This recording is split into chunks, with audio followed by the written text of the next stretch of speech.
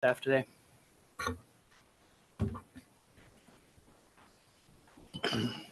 No announcements, no new Okay. announcements. Just one announcement that the first item on today's agenda, the River Knoll Phase 3 subdivision variance, that was withdrawn by the applicant. Thank you. That is noted. Moving to a roll call of board members, starting with Joel. Yeah. Damien Backfloor. Craig Allen, Andy Ball. Paul Wilsinski, David Weinstein, Jeff Gilton, both.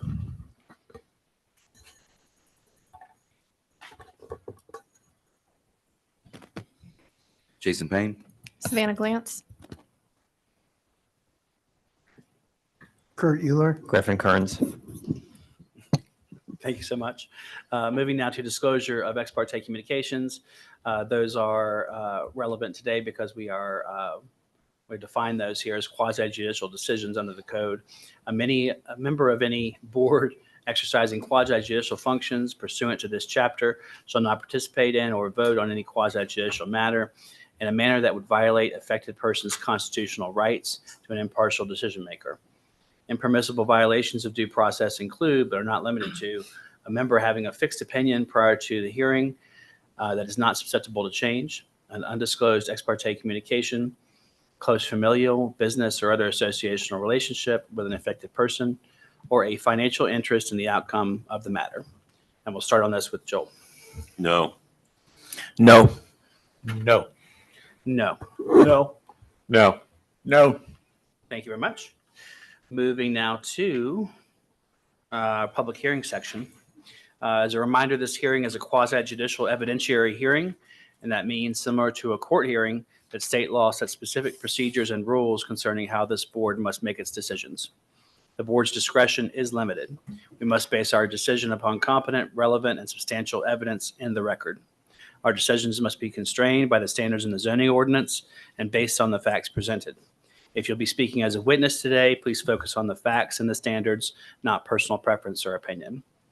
General witness testimony is limited to facts and not opinions. For certain topics, however, this board does need to hear opinion testimony from expert witnesses. These topics include projections about impacts on property values and projections about impacts of increased traffic. Individuals providing expert opinion testimony must be qualified as experts and provide the factual evidence upon which they will base their expert opinion. Moving now to ZPH 2024, case 22, Clark variance. And we have Savannah Glantz from staff to present that one.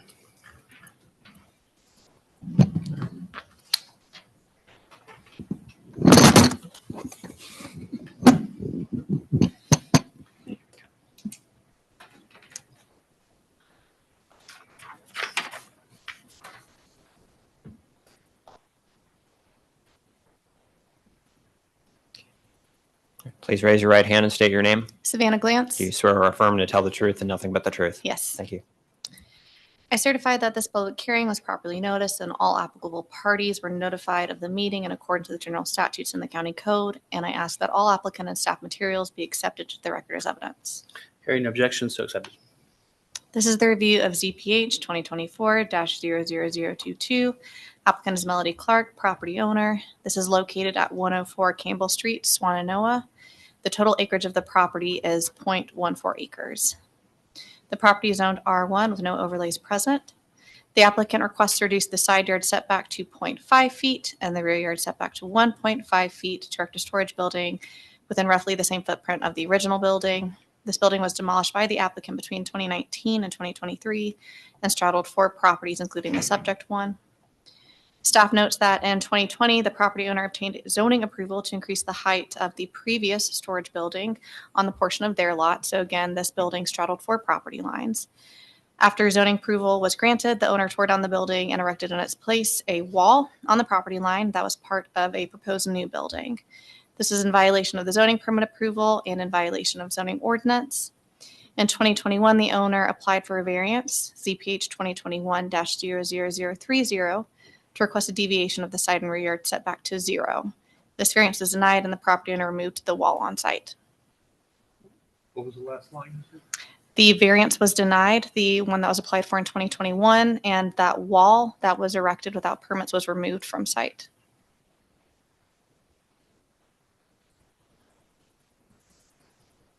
The building's not still there?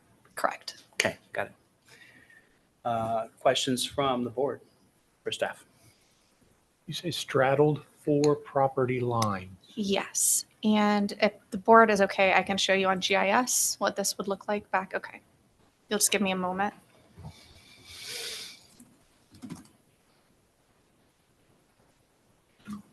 I remember this case. Excuse me.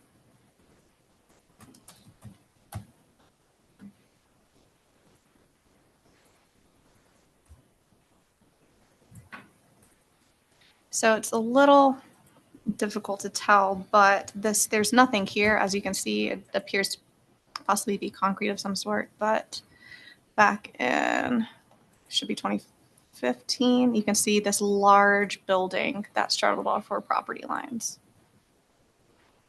It's that brown right there. And what's in blue is the subject property. So all the neighbors shared the one building? That is from what I understand. I don't know when the building was actually erected, but I understand that that was shared by neighbors. It's one of those garages that has 4 rooms. I'm not sure the configuration. I would This defer to the neighborhood? applicant on what the building used to be. Yeah, if I recall, this was a village of bungalows for textile workers. It was. So they're literally on top of each other. Okay. There's a couple or a few in this neighborhood that have the same configuration, so. All right, anything else from the board right now? I think we're all set, ready to go. And we'll call the applicant forward while we're doing that. Anybody here to assert standing in the matter? No one applied earlier? We did receive one application for standing. Okay. But I don't know if that individual is here. Hatfield. Anyone here wishing to assert standing as a party in the case? If you're going to be speaking as a witness, that's later on. So Cameron Hatfield is the individual that we Okay. received a standing application from. Are they here and or wanting to participate? Okay. Going twice, going 3 times. Okay. Then we'll invite the applicant up. Thank you. I'll go ahead and put your PowerPoint on. Thanks. I guess I can stand up there. Yeah, definitely.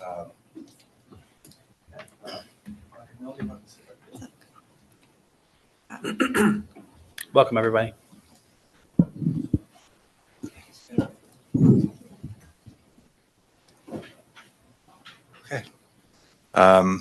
Greetings. Good to see everybody today on this increasingly cold day. My name is Robert Spo Carpenter with the law firm of Allen Stahl Kilborn. It's a pleasure to be in front of you today. I'm here with my clients, Mike and Melody Clark, who are seated to my right here. And they are the applicants today. I've got a hopefully brief PowerPoint presentation that'll orient the property to you.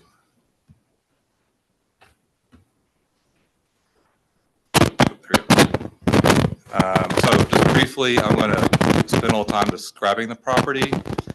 Then Mike and Melody will have some testimony and answer questions. There's probably a mute function. You could just It's on mute.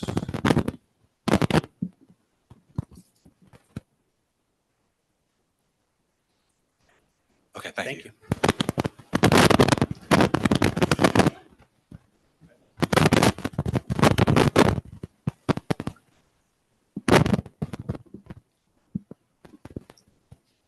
Okay, testing. All right. Let's try it. Let's try it. All right. And then I'll give a brief closing, putting everything together for you guys. And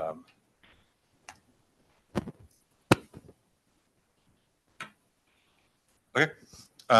This is an image taken from the property card. Shows the front of the building and a GIS overview of the property, similar to what Savannah showed you earlier. I want to talk about the property. It's small. It's a small piece of property located in Swannanoa. The dimensions are shown here as 111.57 by 54 by 75.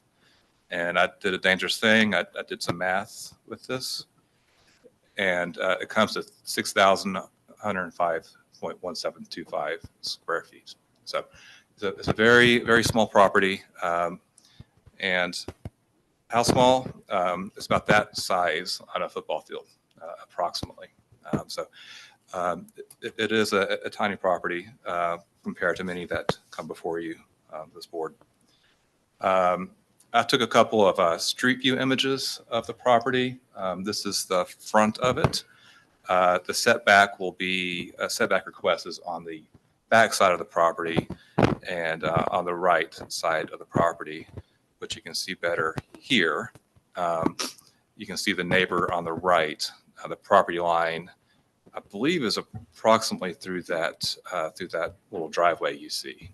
And so that's the side setback variance request we're requesting here, in addition to the rear setback. The property is also old.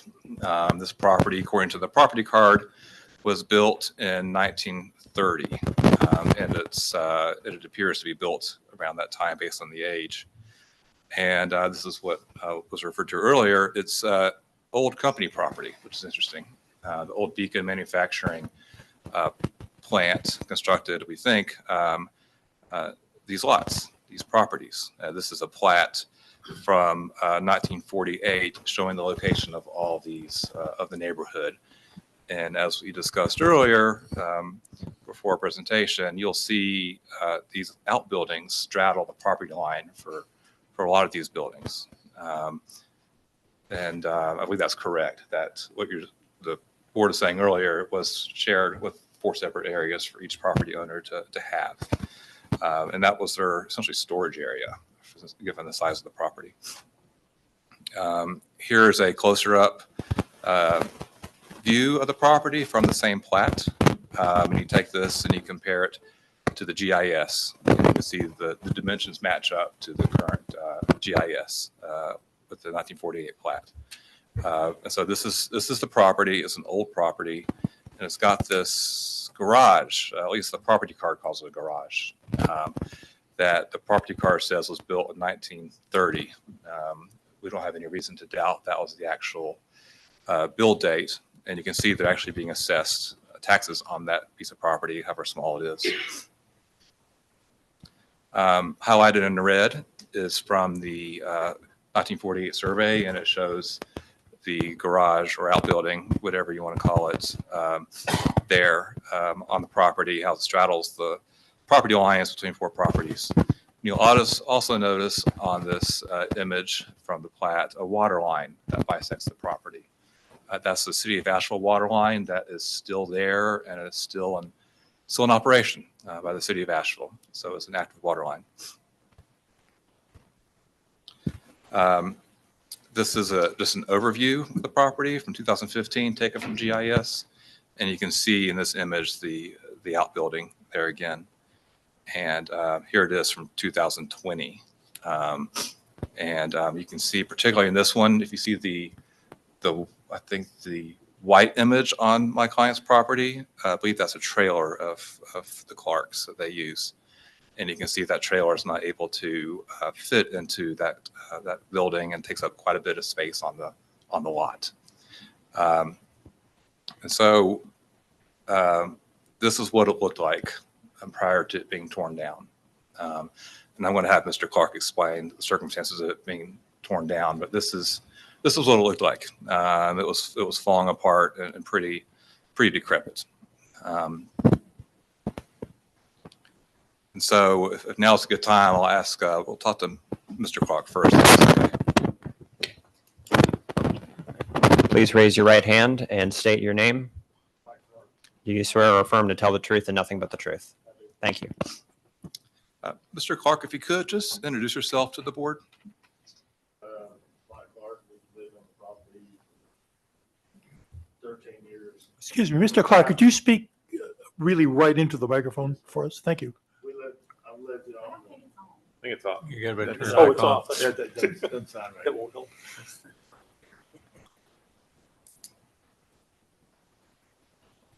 It's Mike Clark.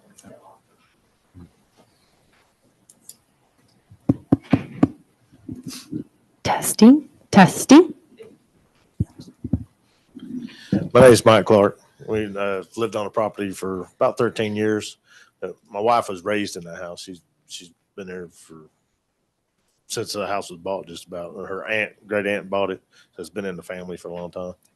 But it's too small. It was only 9 feet wide, which nowadays doesn't fit anything. It was decrepit, falling down on behind us. It was already falling down. It was on like 5 foot off the ground. It was just steadily. It was pulling the whole building over. So you couldn't really use it for anything. So I was not trying to create anything new. All the garages were built on the property lines there. Just trying to make it a little bit bigger so we could use it. Mr. Clark, if I could interrupt you briefly, are you describing the outbuilding that was on your property? Yeah. Okay. And how did you guys use the building throughout your history there? Well, storage is what was using it for.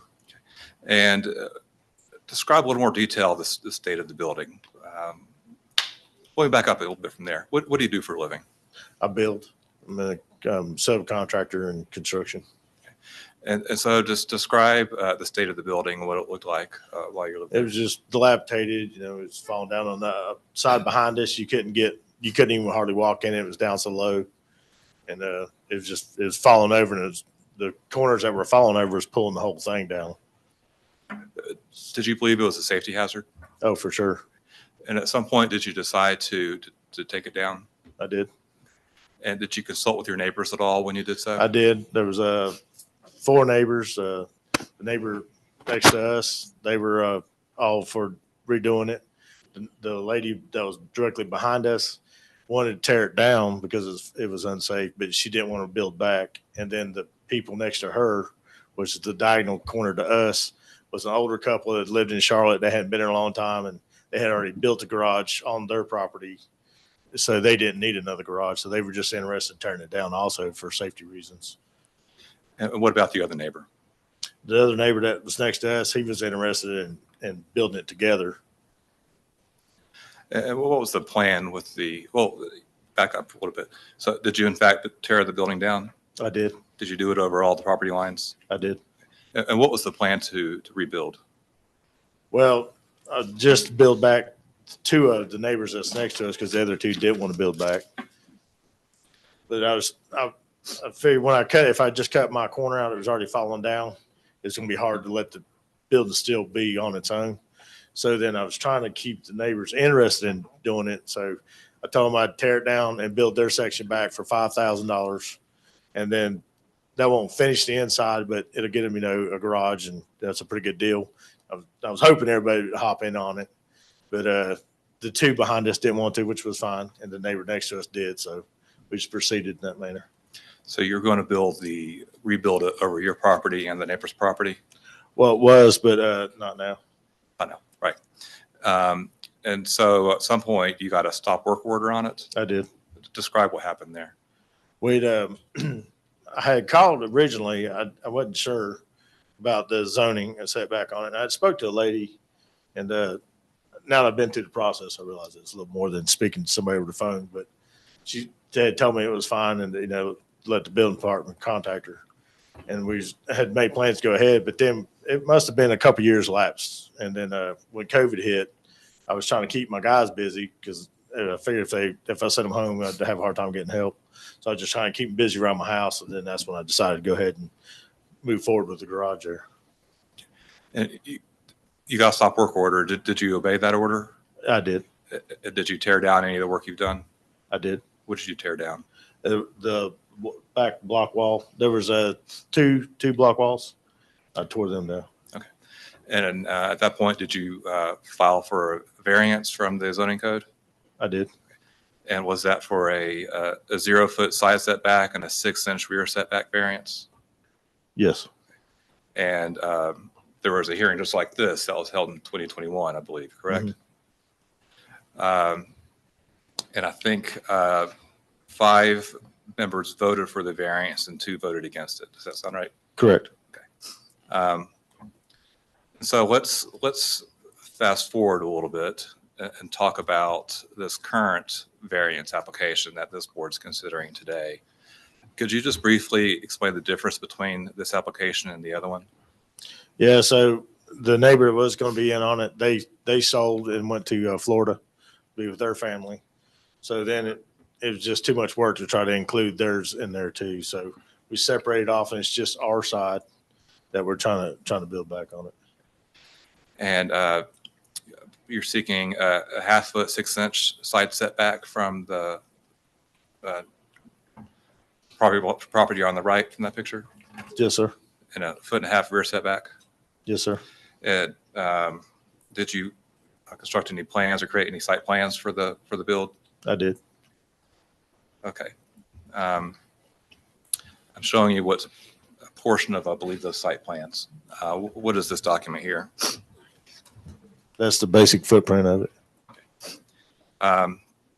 This is the basic footprint of the building you propose? Correct. And I notice you're showing on here a city water line. Yes. How is that relevant to this variance? So it impedes us on this trying to set back any further because we have to maintain a 10-foot setback from the water line. And that's where it's at in the proposed plan there. Okay. Did you move this building as far away from the property lines as you physically could? Yes. And I noticed you put 1 foot 6 inches at the top right. Is that indicating the rear setback? Correct. And I believe on the bottom right, you indicate 6 inches as from the side. Yes. And the picture I showed earlier, I showed a driveway going up. Mhm. Is that driveway shared with your neighbor? It is. And so the 6 inches would be from essentially the center of that driveway. Correct.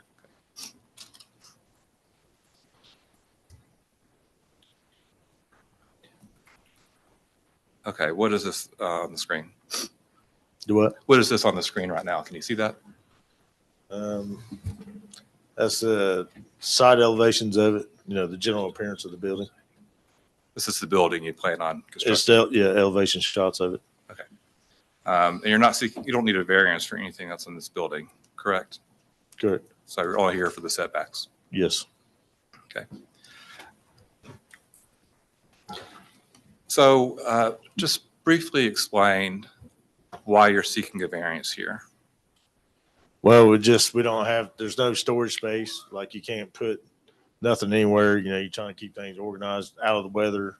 No place for lawnmower, your bikes, your tools, and no place to park out of the weather. If you want to work on your vehicle. So we're just trying to make the property more usable.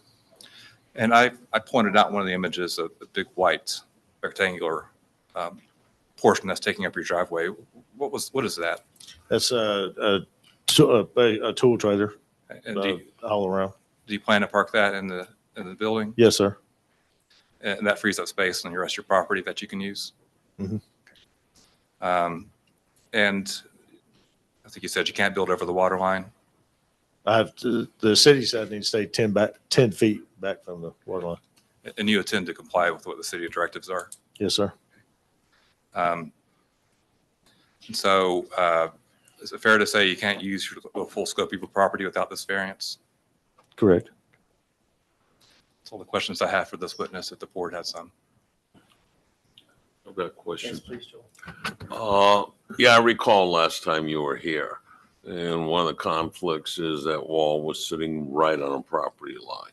Yes, sir. Okay, and the neighbor objected to that. Correct. Okay, if I remember correctly. So what you're proposing here, is that right on someone's property line? No. It's set back, okay. Is it right by where that neighbor opposed this earlier? I'm just curious. Well, all our properties adjoin. Okay, but it's not on the property line like the wall? No, Okay. sir. Okay, thank you. It's just that it's so small. If we set back anymore, the property's not usable. If you set back a couple feet, you can't access that. We don't have any property. And then the driveway, when you've seen the picture of it, if you offset there, you can't even pull a car or trailer into it. I mean, it's just really tight. Yeah, I understand, because like you said, there was a company development at one time. Yeah, and we're not trying to do anything new there. They were all built on the property lines. We were just trying to make it a little bigger, more usable. One question I have, or maybe a couple questions. What was the approximate square footage of the building that you tore down? The total, Yeah, roughly. they were 18 by 36 probably. So Each section was like 9 by 18, which I can't even pull my truck in that. okay, so 18 by 36. That's the total building on all properties. That was Right, that right. wasn't just ours. That was the 9 by total. 18 on your property. 9 by 18 on ours, correct? It was 9 by 8, Right. okay. 9 by 18, okay, so that's a quarter. So what's the approximate size of the building you want to, It's basically 22 by 24. 22 by 24? Yeah, Okay, my math in my head is not good enough to be able to figure out the square footage here without my, what's that? 500 square feet, like that. is it 500? Oh, yeah, I guess it is, so that's 500.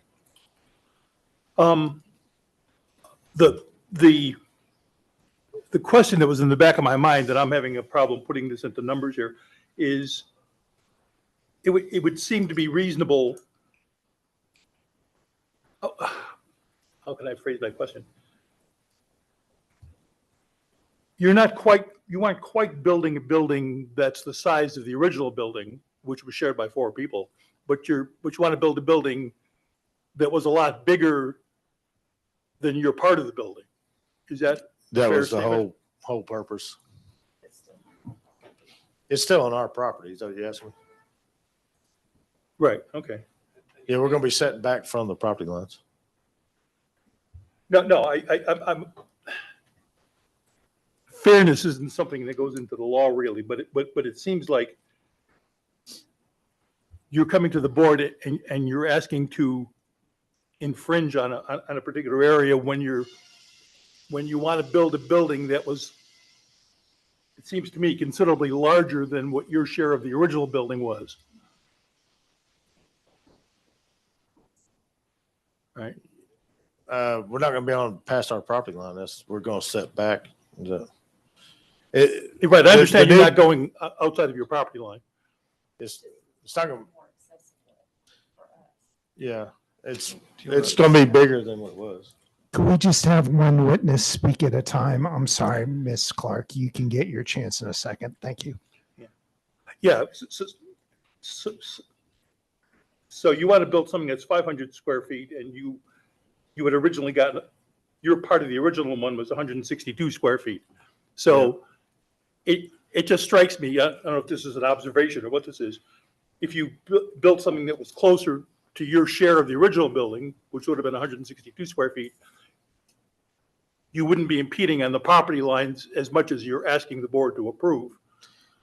Well, that'd be correct, but the size of it, so I could pull my truck in. I got a long bed king cab or crew cab. It's like 21 feet long from end to end. So be able to pull into it, and then when you pull into it, have an area for storage, as we mentioned earlier, like kids' bikes, lawnmowers, just stuff around the house. So you pull the truck in, and then you still have a little area to be able to put stuff in to keep out of the weather. So it'll be a garage as a primary use and then Correct. storage as well. Yes.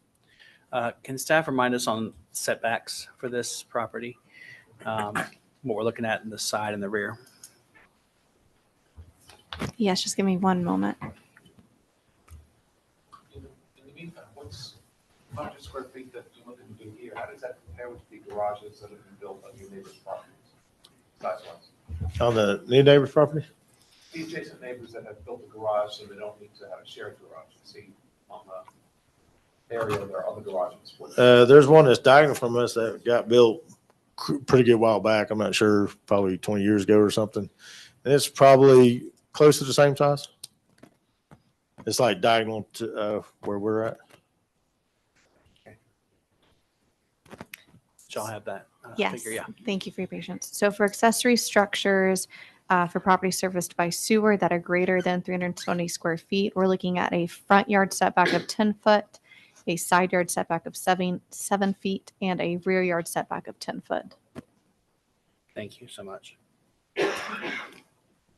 If we moved it over 7 feet, we wouldn't even be able to pull into it. Be in the house. Yeah.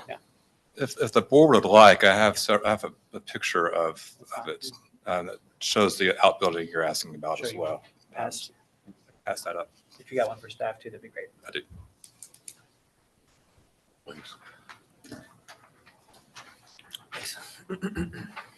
Thank you. Thank you.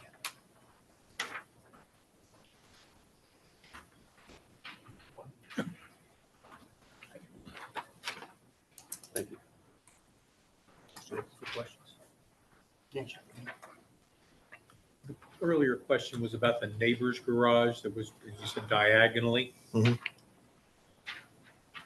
Would you say that that garage is in compliance to the setbacks that were just mentioned by Savannah? 10 feet back from the property line and 7 feet over from the side property line? It may be with the side setback, maybe on the other back, but if you see it lines up with the side of the house, you can't pull into it. So they don't use it as a garage. But see how it's flush with the house? Correct. It sets over, so there's no way really to pull into it. But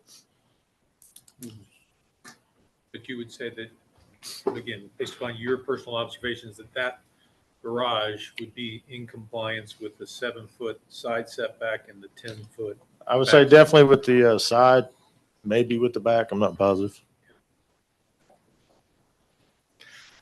Do you know if that garage was constructed before or after the zoning code was passed? That garage? Yeah. Well, we've been there 13, 14 years and was there before that. So I don't know. I think zoning was passed here in 2007, 2008, 9. I'll let you do the math. Do we know the age of that structure? Don't. Okay.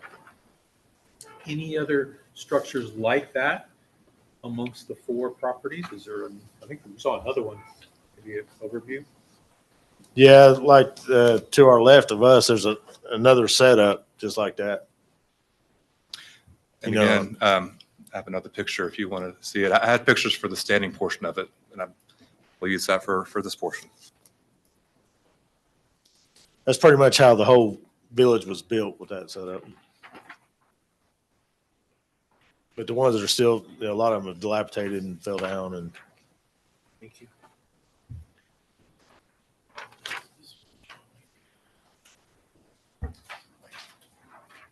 they didn't even have originally. There was even no interior walls. You just had your corner.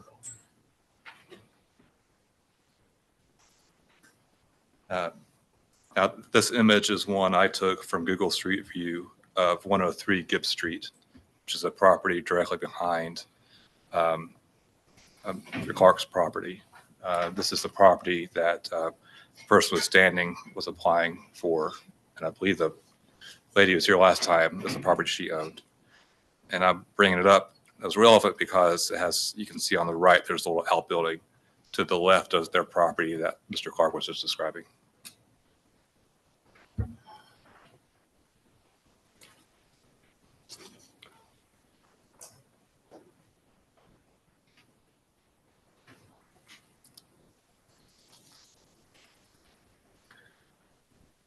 Other questions?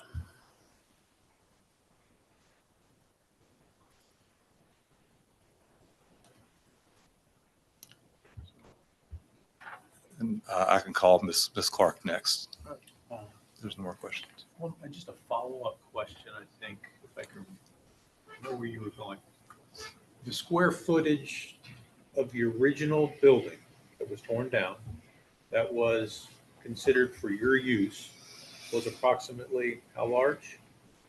One. 162 square feet if you multiply 18 by 9. Right, and have you considered whether that 18 by 9, if it were to be built, would it fit on your property within the restrictions that you have, the 10-foot water line, 10-foot back property, and 7-foot side.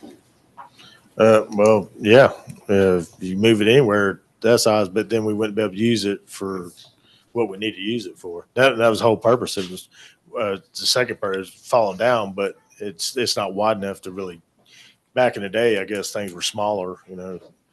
Nowadays things are bigger, which it wouldn't be usable to us.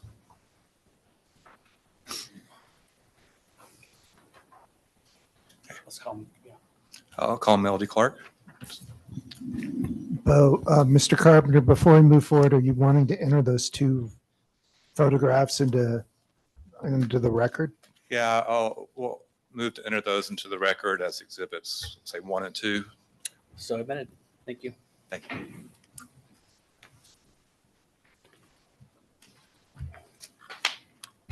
All right. Please raise your right hand and state your name. My name's Melody Clark. Do you swear or affirm to tell the truth and nothing but the truth? Yes, sir. Thank you. Start by telling the board here a little bit about yourself. So I'm Melody Clark. I have lived, well, from birth, from the hospital to this address. Love our community. We've come back. We have 2 teenagers that we are raising. And as we stated before, it's a very small house, but we love our community, very involved. So for me personally, we baffle back and forth, you know, do we stay here? We would hate to leave our community, our church. It's within walking distance that I grew up in. With this, according to his design, the space, we have children who play music. It would be nice for them a space to be able to go to play guitars and fiddles. And just be able to, like he stated, to store things in and still have some space, just to make it a little bit easier on us as a family of 4 with such a small property, again, without having to relocate because our family's growing. What size is your home? I think you said 11. I thought it was 1,000 square feet. Very small. We don't have closets. There's no storage space. Everything is very condensed. So And who owned this property before you get? my great aunt. Okay. Just describe some of the history of the property that you know, including your history with the property. Just growing up there, being like I said, it would be nice to be able to stay and have a space to use and the property that we have to where it would accommodate our family a little more since we have this space. How long did your great aunt own the property? Oh my goodness. I can't even, I'm 51. She was there. She actually owned the property across the street, the duplexes. And then, my brothers, since they were kids. So very long time from the beginning. And you were saying you're raised in the house? What Yes. ages did you reside in the home? I'm sorry. What ages did you reside in the home? I guess 19, I moved out and then we come back, you know, once we started our family, we wanted to be there in our community. And I believe you inherited the property from your great aunt? Yes. So you lived there since you were a baby? Yes.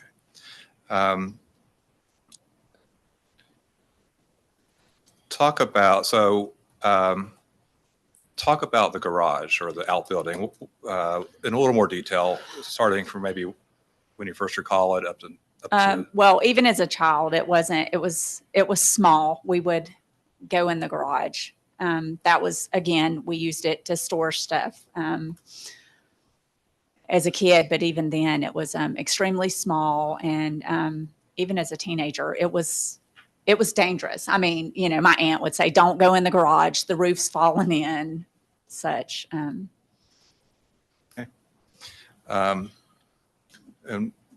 what kind of shape was it in when it was torn down?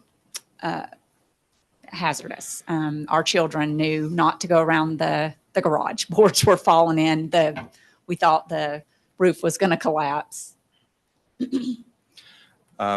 And earlier when your husband was testifying, I saw you wanting to say a few things. Well, I was just saying, it's not that we're taking up more than our space in the area. When he was saying larger, like maybe we were trying to encroach on somebody else's property. It's not. It's, you know, our space, and we love our community and are peaceful, and everybody, you know, all of our neighbors were very close with everyone. So I didn't want it to seem like that was the case. And why would you like this variance to be granted?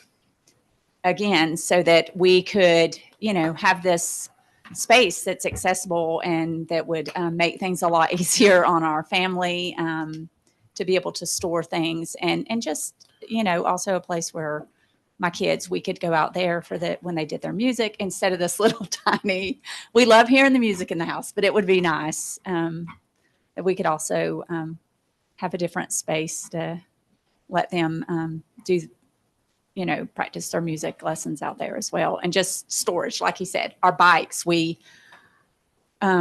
it's hard trying to keep tarps and things over the bikes. And it's just a tiny piece of property, but we love it there. So we're just trying to make the most of it. That's all the questions I have for now. Thank you. Questions from the board?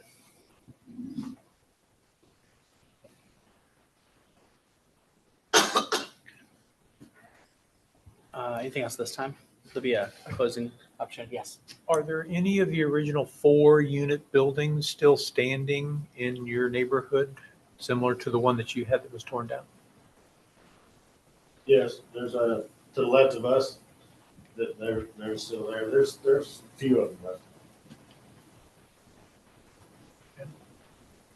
But the rest have been torn down or Yeah, altered? they've just collapsed and nobody, you know. They're 100 years old now. They're Yeah, and a lot of people, you know, there's a lot of people that are there, but then a lot of it's rental too, so, you know, they're not invested in. Yeah.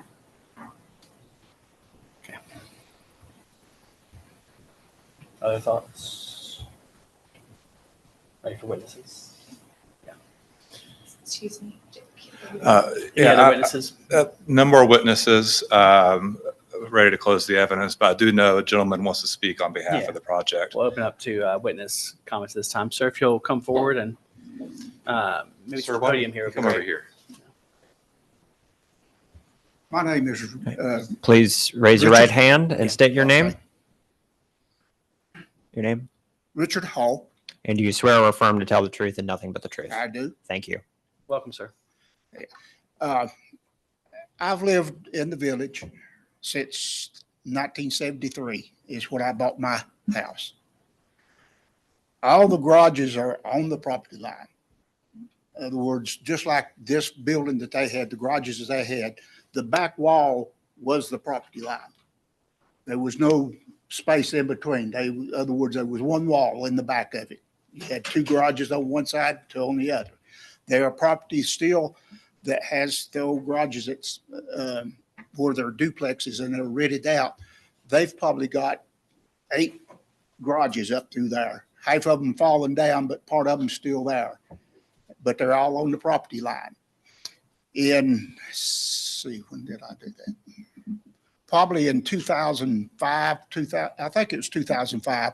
I redone mine. My garages was falling down. I took them down, rebuilt, and I added those 2 garages, so it was 18 feet wide, and I added another 8 feet on the end of that with building permit, and everything was done for what? I've got 10-foot ceilings in it. There was no problem. They are other up the street. There is one with a duplex on top of a garage. all sitting on the line. So everything that's been rebuilt, if it didn't fall down and people cleared it off and left it clear, if they built anything back on it, it was on the line and anywhere from 1 story to 2 stories house. So, that's the way the village is. I think that's the way the structure was originally. If you build it back on the line, I don't have a problem with that because that's where everything is on any of the outbuildings. They're sitting on the line. So I don't see where there is a problem with that. That's the nature of the village.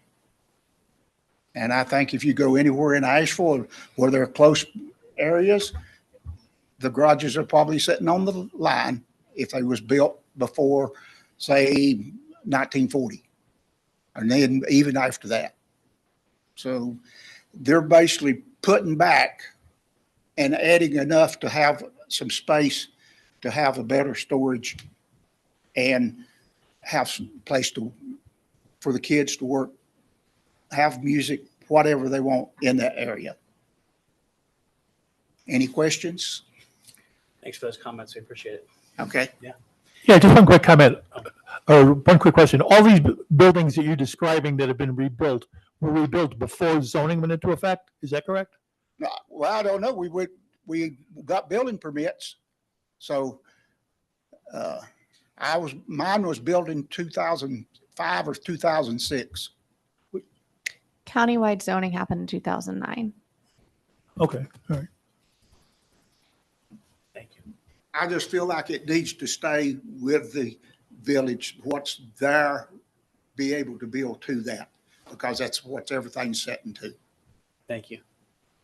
Anyone else here to speak as a witness today on this matter? Going twice, 3 times. Any other remarks or closing statements or anything? I do have a brief closing, if I may.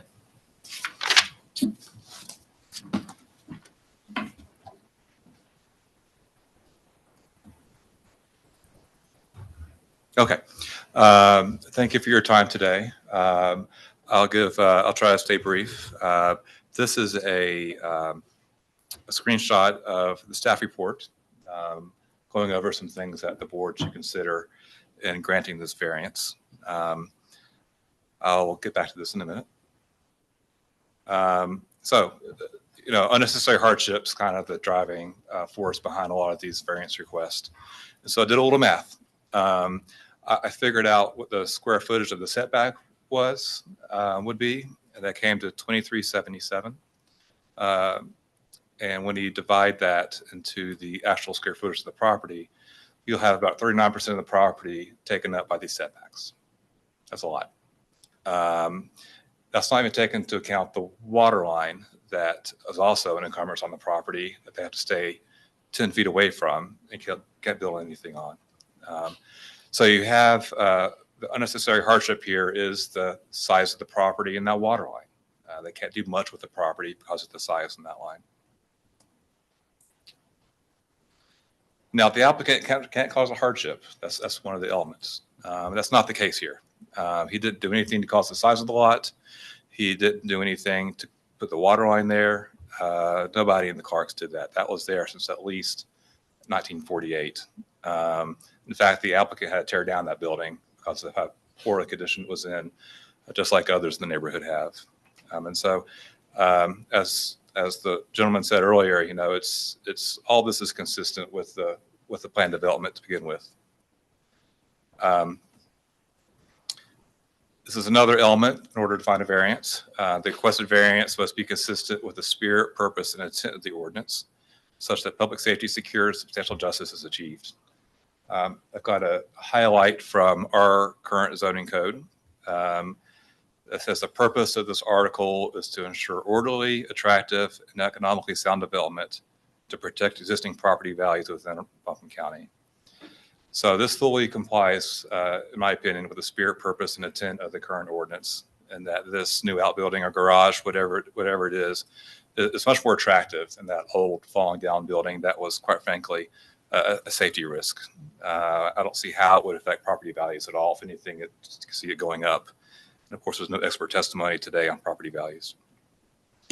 Public safety is secured, substantial justice is achieved with this variance.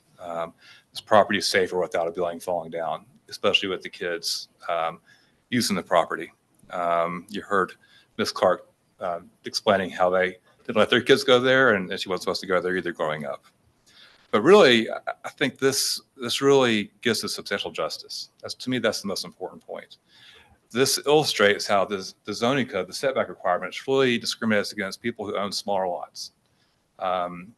And those smaller lots are predominantly owned by working class people. This is no exception. Mr. Clark's a contractor, a subcontractor, and I believe, I didn't get this out, but Melody's a homemaker and volunteers in the community. And so this setback, granting this variance, is absolutely in line with substantial justice. And it also shows how the zoning code affects older lots. I mean, these lots were plotted out in 1948 at the latest. This was built in 1930. This is not one of those situations where they could get a valid non-conforming use because the building was torn down. But this certainly shows it would not be fair for them to lose the value of their lot and be able to use their own lot. So letting them use their property, their entire property, is really what we're asking to do today. And so back to these things, the board considerations. These two are exactly on point. The pre-existing non-conforming lots upon which the setback compliance will be difficult due to lot size or configuration. And so this is a pre-existing lot that would be difficult to apply with the setback because of the lot size and configuration. It fits like a glove on this one. Same thing with this fourth consideration in the staff report. The lots upon which setback compliance would be difficult due to the location of the septic system. Here we don't have a septic system, but we have a water line, which I think is what they're getting at with this anyway. I'll say they're substantially the same. And so it meets those other two of the four elements, and the other two don't apply because we're not talking about large rocks or streams, wetlands. So you have all the relevant board considerations from the staff report met here, in addition to all the elements met for a variance. And since the elements were met, we believe we request that you grant the variance today. So that's the closing. Thank you very much. Any board comments or questions for the applicant before we close public hearing? Thank you. Thank you. This time we'll close public hearing and open up to board comments, discussion, and motion. I have some comments.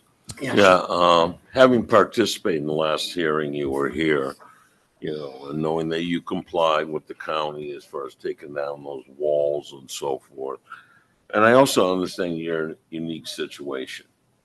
This is a company town, and it's nowadays with zoning and everything, you're kind of stuck where you are situation. And, I'm in favor of granting the variance on this. I'm kind of up in the air about this, more so than a lot of other variance requests. On one hand, variances go with the property, they don't go with the applicant. So any argument that says we would like to use it for certain things that we would like to use it for isn't an argument that I seriously consider, because that's a personal argument and it's not a property argument, at least to me. If I had my druthers and we were just kind of sitting around and I could say whatever I wanted would go, I would say build as big a building as you could build without the need for a variance. On the other hand, the only argument that appeals to me for granting the variance is the fact that there are other buildings in the neighborhood that are moderately big in size and are approaching the border of the property line. And so if the applicant were to build one, it wouldn't be out of line with the other ones. But I'm looking forward to hearing any other arguments other board members have to grant the variance, because right at the moment, I'm not quite there. Just, yeah, go ahead, please. I have to say I'm in favor. I think this is exactly why this board is here. You've got a property where, and they shared the building across 4 parcels. The property owner is looking to put back a garage, one that is usable on their property line. And they cannot put it further to the left and abide by the setback, so they have literally no way to get into the thing. I thought that graph that you had there with 26% setback on this property, you didn't create the situation, you inherited it. We're talking about a garage. I think this is exactly what is point of business. I tend to support, but I have a question that if we grant the variance, are we granting it based upon the plan being the sole structure? Meaning, if we grant the variance, could they change the plan and put a bigger structure there and still be within compliance of the variance that we're offering to them? Just be on the setback issue. Yes. And Right. So what you are doing would be is modifying the rear and the front setbacks. Front Um, end, side as well. Side and rear setbacks, I'm sorry. So yes, you would be modifying and allowing the placement of the building. I don't believe you are agreeing to a specific footprint. Correct. So essentially they would be able to build up to, I guess, what, it's 6 inches to each setback. So yes, keep that in mind. I would also want to point out, although it wasn't mentioned, this lot is a non-conforming lot in that this lot was in existence prior to the zoning laws and prior to the setbacks being placed on this in this residential district. So do keep that in mind too. But the ordinance's goal, though, I mean, on paper, is to try to bring properties that are not in compliance into compliance once I there think is. I think what the goal is to make sure that properties that are non-conforming do not essentially become useless, that you continue to try to make sure that we are able to continue to use them in some way, shape, or form. I think the main questions that you need to answer is whether there is an unnecessary hardship that would result from the strict application of the Buncombe County zoning ordinance. Based on the evidence presented to you, has that been met?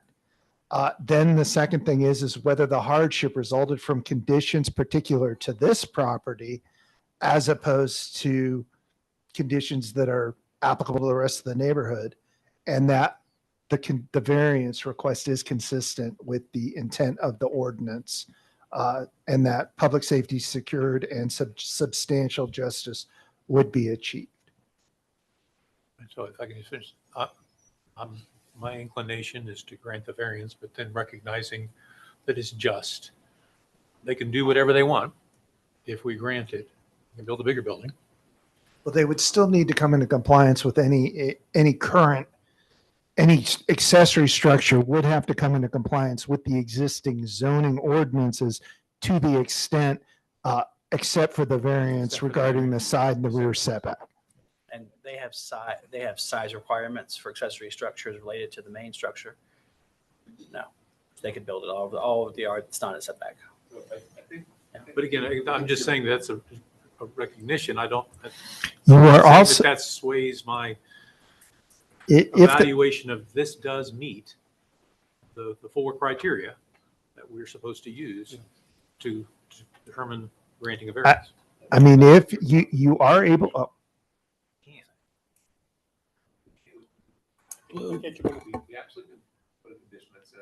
I was going to say that is a potential option that you could put a condition on the variance. All right.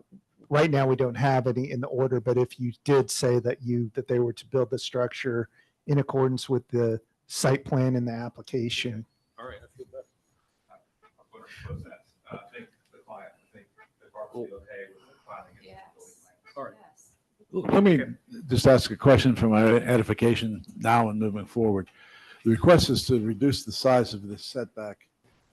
And is that along the entire length of their property, or is that just in the vicinity of where this building is going? Because that could have a big effect on the concerns that I'm hearing here about building something else. If the setback is only being granted, or the variance is only being granted from here to here, property goes over to Enzy. That may not be subject to the granting of the variance. Generally, when a variance is granted without conditions, that variance would be for the whole For the lot. whole, for the whole length? Right, so the whole rear setback on this lot, if you grant the variance, would be 6 inches. So the way to deal with it is what you've mentioned, just somebody's mentioned previously, is just to put conditions on the size of the structure that's being put in Or place. as presented to the board, Yes. size and the location, the position. Well, the footprint, you could say that. Footprint, exactly. And, Right. and Okay. that I would propose as being a very good thing to do. Smart. Yep, I agree. I think there's some conditions necessary here if we approve it. I think also on the conditions, on the hardship, there is a hardship, I think, related to the size of this lot being too small. That's the prevailing Yeah, hardship, I yeah. think. But it doesn't just apply to this lot, is my concern. It Well, applies that's to it. the It's entire neighborhood. universal for the neighborhood, probably. So we theoretically could have 10 more, for example, rear building issues like this come forward, and that may be true, that we have that in the future. Knowing that one case is not determinative for future cases, of Right. course. But so that's the only issue I'm having are the variance grounds sufficient? And to have a building that wasn't intended to be, it was intended always to be replaced, but even when it was being demolished, does that right extend to building a building twice as big? And that's what's happening here. Yeah. So is that something? we Well, want to personally, I don't open see the it. door I don't to? see a problem with that. It's within their property. You got the water line to deal with. That's always going to be there. That does make it unique. Yeah. But properties have that water line that basically. The neighborhood does. Yeah. The other properties next door and across the street. yeah, the one running on that same line, all going to have that. Yeah. Yeah, across all the backyards right there. Right, Same right. way. That's what percentage of the properties in that community. Who knows? There's a plat we have with the materials, and it's for both these side streets for Gibbs and for this one. So that could be 10 properties or 12. Other thoughts?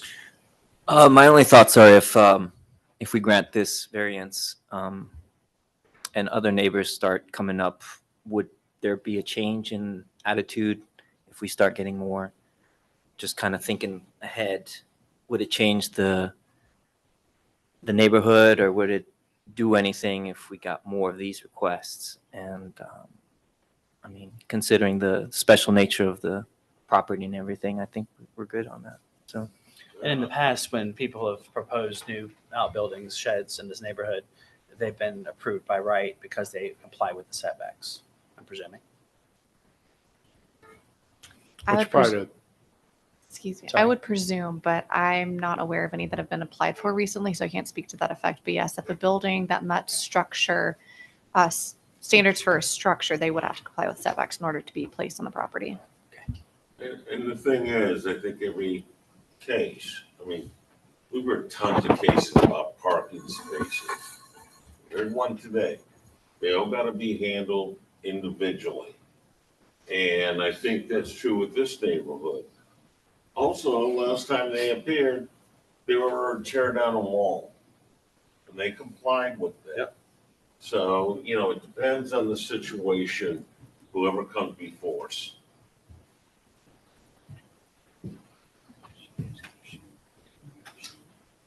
Yeah, we've got the motion sheets email as well. Everybody has one of them. One last thing. Are they agreeable with the condition that we use the footprint as presented here now? Is that a general straw poll consensus on the board that we should tie them to the Yes. size and Yes. location of what's presented? Yep. Okay. Opening back up the public hearing, would your clients be amenable to that? Both nod their heads, Yes, yes. Thanks so much, guys. Yeah. I'll close back up.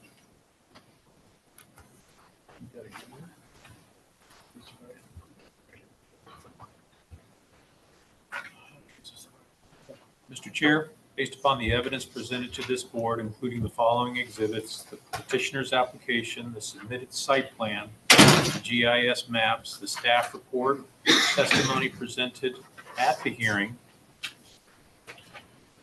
Anything else, Kirk, you can think? I would just put the condition, Photographs. I'm sorry, I would just put the condition in that, At this point? that's the final finding. Yeah, the final part, I think I'll put There. that in there. So the photographs Yeah, would the be only, part of, the only okay. additional thing looks like the applicant had exhibits 1 and 2. And exhibits submitted by applicant 1 and 2. I move that this board adopt the following findings of fact. That this matter was properly advertised, is within the board's jurisdiction, and is ripe for its consideration. That this application, together with the conditions proposed by staff and this board and agreed to by the applicant, if any, which there are, meet the requirements for granting a variance contained in the Buncombe County Code of Ordinances, Section 78-621, subparagraph 4. There's been a motion on findings of fact. Is there a second? I will second that. Okay, there's a motion and a second. All those in favor, please say aye. Aye. Any opposed, nay? That motion passes. There's a second motion. Based upon the foregoing findings of fact and for the reasons set forth therein, I move that the requested variance be approved and that staff be instructed to draft an order consistent with this motion, approving the permit with the agreed upon conditions, including the site plan, structural. I have the I'm sorry, what I would say is that the following conditions are reasonably related to the variance should be imposed. The footprint of any structure placed on the property shall be limited to the footprint as set forth in the application. Do I need to repeat that, or will you incorporate No, that you in can the order? incorporate that. That's coming from the proposed order that you're instructing me to draft, One so. of the conditions that will be clearly articulated in the order forthcoming for review and execution by the chair, acting chair, or such person's designee on behalf of this board. There's been an approval motion. Is there a second? Second. Hearing approval motion and a second. All those in favor, please say aye. Aye. Any opposed? Nay. That motion passes. Thank you very much. Board applicant, everybody else. All right, so. And we'll spend a minute and recite an order for you as well to finish, tie this up. And we'll So go from I there. would have the proposed finding of fact based on the motion that number one, an unnecessary hardship would result from the strict application of the zoning ordinance, that the hardship does result from the conditions that are particular to the property, that the hardship did not result from action taken by the applicant or the property owner, that the requested variance is consistent with the spirit, purpose, and intent of the ordinance, that public safety is secured and substantial justice would be achieved by granting the variance. The following conditions, which are reasonably related to the variance, should be imposed. The footprint of any structure placed on the property shall be limited to the footprint as set forth in the application. And then based on the foregoing findings of fact, the following conclusions of law, that this variance satisfies the requirements for granting a variance contained in the Buncombe County zoning ordinance. And based on the findings of fact and conclusions of law, the applicant's request for a variance of the zoning ordinance is granted, subject to the conditions referenced in the findings above. This day, or December 11th, 2024. There's been an order. Is there a motion regarding that order? Motion to accept or approve? There's a motion. Is there a second? Second. Hearing a motion and a second. All those in favor, please say aye. Aye. Any opposed, nay? Thank you. That motion passes. Thank you all again. Appreciate you. Yeah. And we'll move straight to our second case, CPH 2024-00029, the Robbins variance. Mr. Jason Payne is with us from staff to introduce that case. Sure. Yeah. Sure. No, not for a variance. I will send you a copy of the signed order. I'll send your clients a copy of the signed order once we get it finished. Yeah.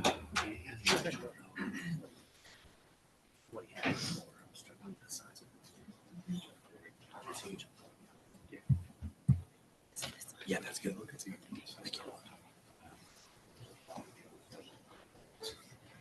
Oh, there are.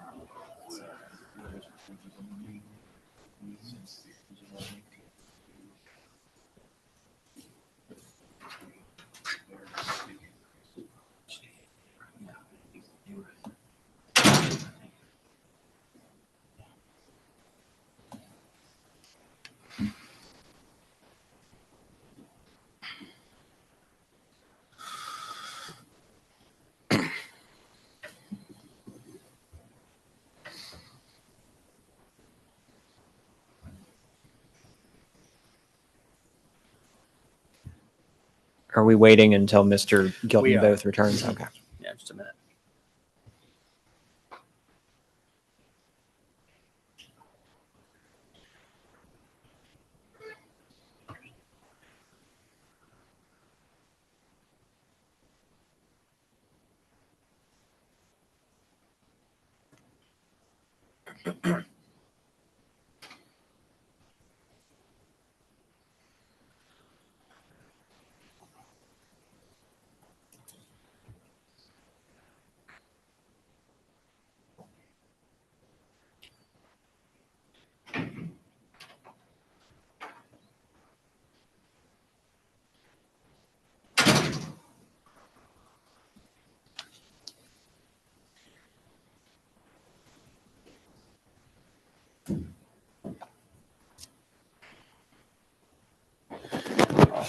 Ready to go when you are, Jason.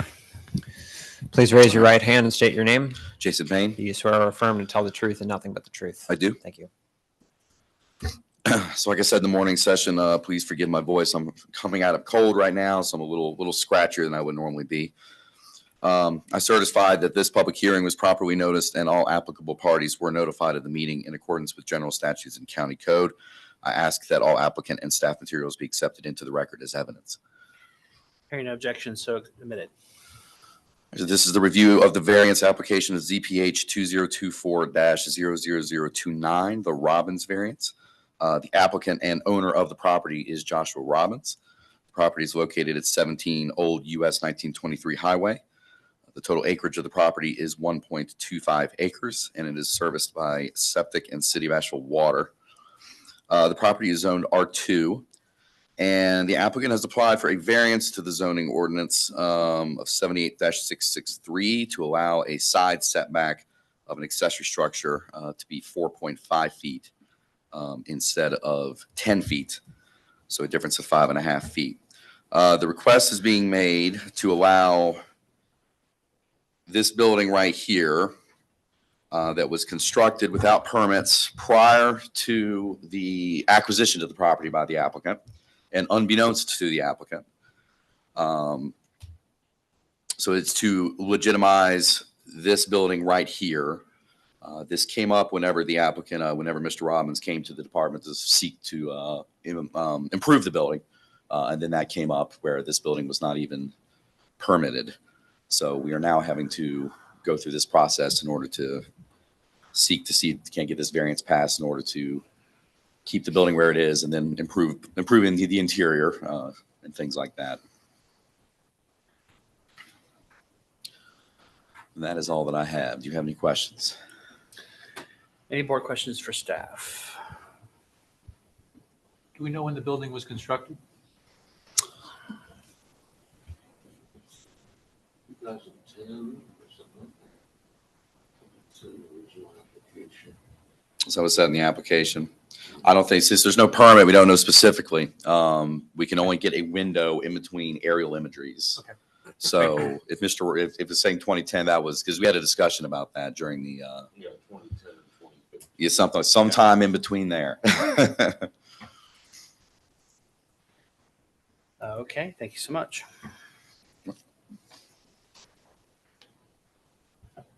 Does staff have anybody that submitted a request for standing today? Not in this matter.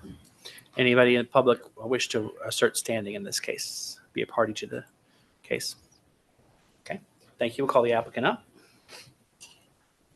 Mr. Robbins. How are you? Good. Good, yeah. Here's fine. Okay. Yeah. I have a PowerPoint presentation. Yeah, you can plug it in here and function from that laptop if you want. I sent it as an exhibit. Maybe you guys can bring it up.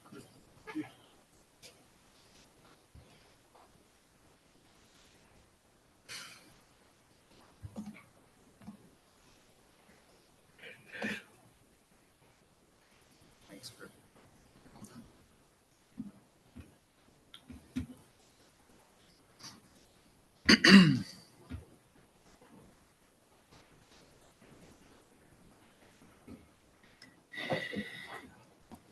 All right. Please raise your right hand and state your name. Joshua Robbins. Do you swear or affirm to tell the truth and nothing but the truth? Yes. Thank you. My first truth is I'm feeling a little nervous. Yes, totally I've fine. never presented in front of a board before. Welcome. So I'm gonna, I think, hopefully briefly describe the property and the variance requested, and then try to prove the 4 conditions. That's great. Yeah, and if I go slow, because I'm just gathering myself. So this is the property from an aerial view, and the point of this slide is to show that it's a pretty spread out neighborhood, and there's a lot of green space, and it's sloped, there's a lot of views, and it's not very crunched like the last case, for example.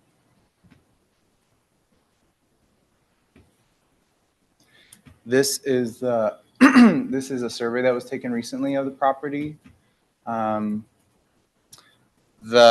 bought this in 2022 for the purpose of creating affordable housing for myself and others.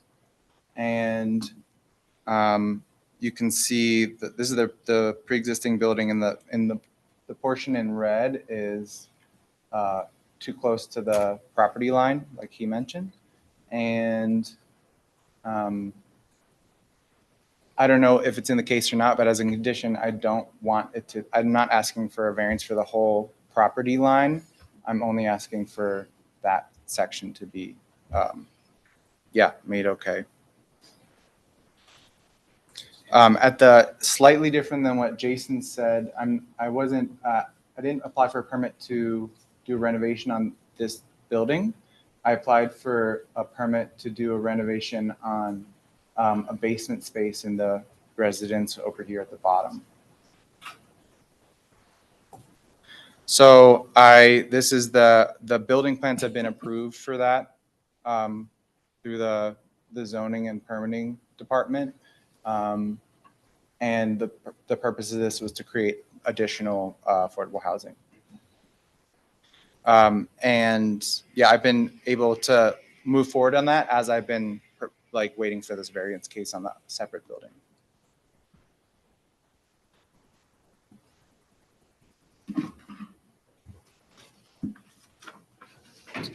This is just closer up of the building that we're talking about.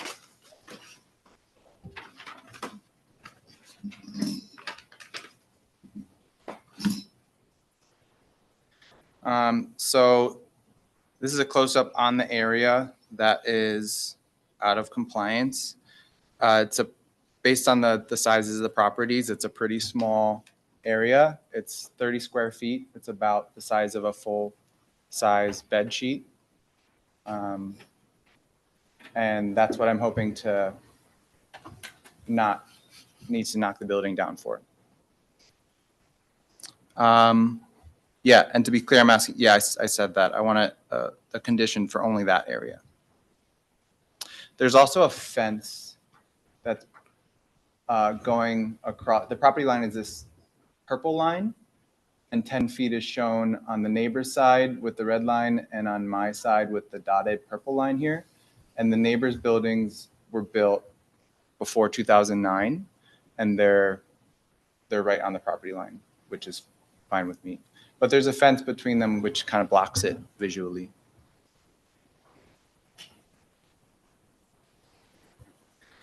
So there's 2 hardships. One is that there's a financial hardship to me. Moving it is expensive, but maybe not possible, which I'll show later for certain reasons because of the property. Demolishing it would be also very expensive, and I think these are underestimates. To rebuild a building of that size today would probably be more than $40,000. I didn't include this here because I believe personal circumstances aren't included, and I want to mention that I did suffer damages from Helene on the property as well. The main house had about a foot of water in the crawl space, and in addition to this, I'm faced with having to fix all the mold problems in that house now, which is very expensive.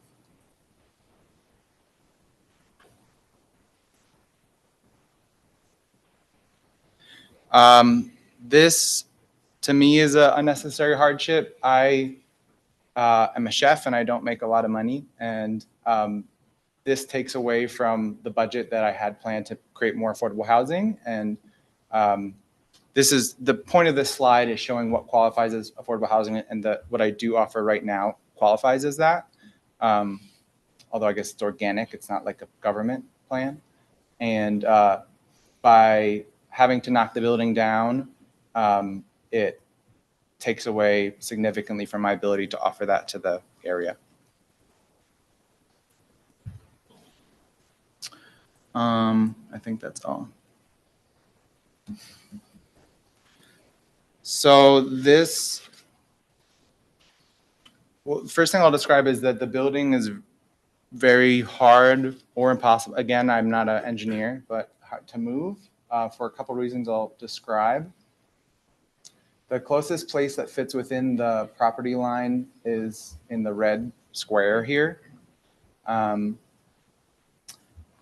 First off, that is not possible because the foundation, which it would have to go on, is in the current area the existing building is. Also, because of the neighbors' properties which are on the property line, the current building can't be moved over and then moved back. This area is also a slope.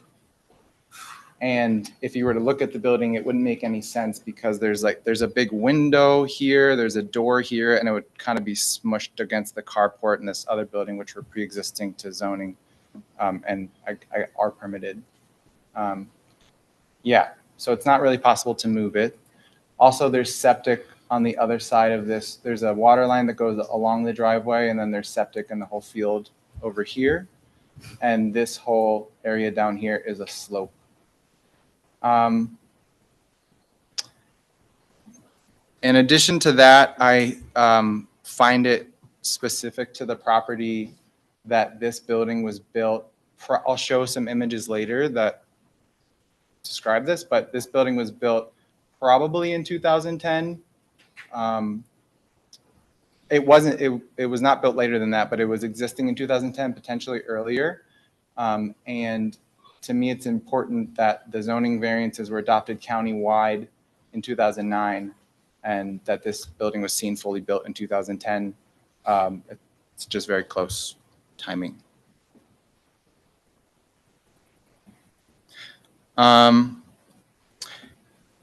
This is from Google Earth. There's an aerial image available 2013 where the building's existing. There's an aerial image in 2010 where the building is existing. And then the only images before 2010 are not really clear. So it may or may not have been existing. You also can't really fully make out the other buildings from this picture, but it's not clear whether it was already started or not, or yeah.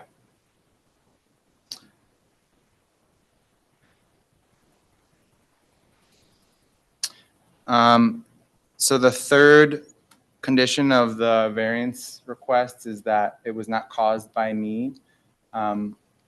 Also, it says in the application that it can't, if I even knew that this was not permitted, then it doesn't matter. And my point in showing this is because I think the argument is if the law were followed to the letter, it would cause hardships. So I want to explain a little bit about that. I have never bought a home before, and I looked at the county taxes that were on the house, and I saw that this building was labeled as having been built in 2010, and I was being taxed on it. And so as a naive first-time home buyer, I figured, oh, it must be permitted.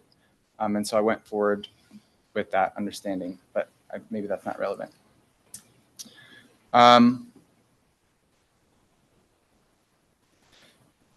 The property was sold to me in a trust.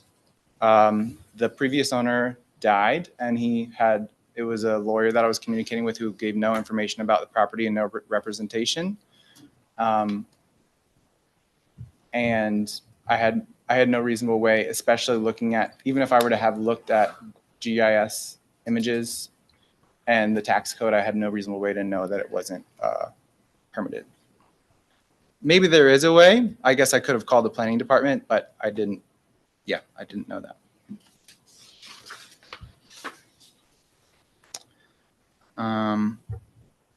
Yeah.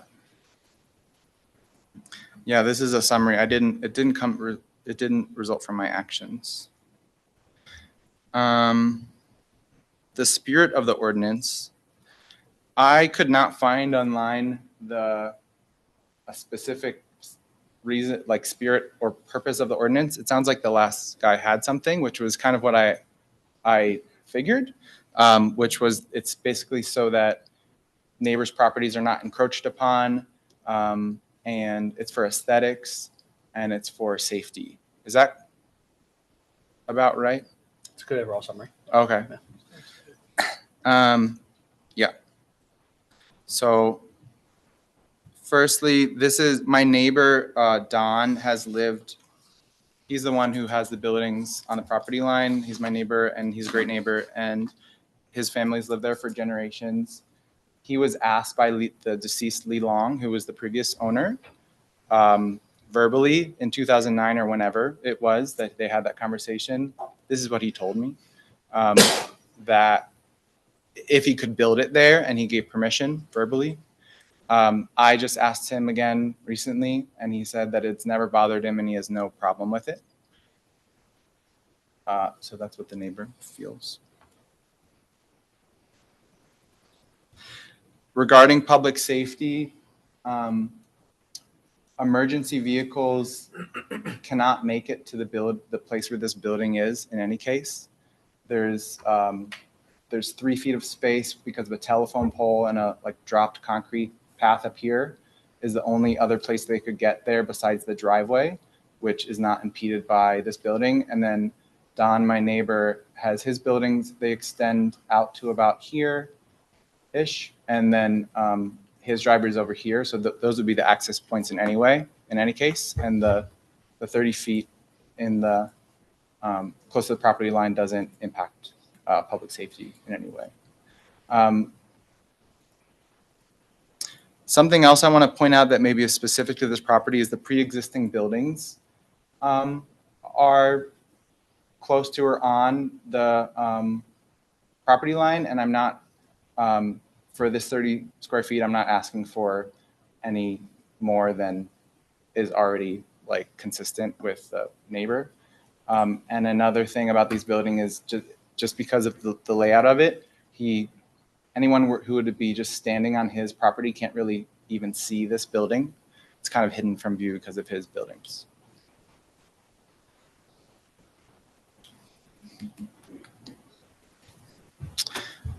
So I would say that I think that it would be unjust to tear down this entire space, given everything involved for me, for my tenants, and for future tenants, and for the area and the neighbor.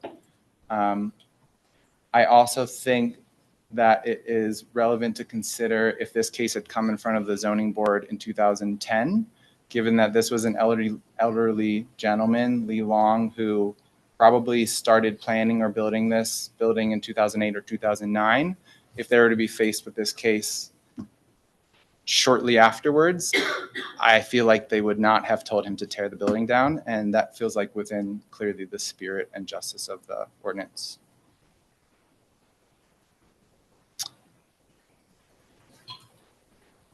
And that's Mount Pisgah, which you can see from my house. Thank you. Comments from board members? Yeah, when you purchased the property, was a title search and survey done? There was a title search done, but there wasn't a survey done or available. Okay, so you purchased it without really knowing where the property line was? Yeah.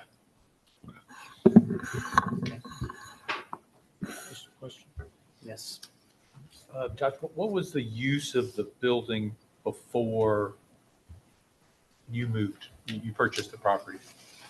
What was it used for? It's an empty, well-built space. I don't. Like storage?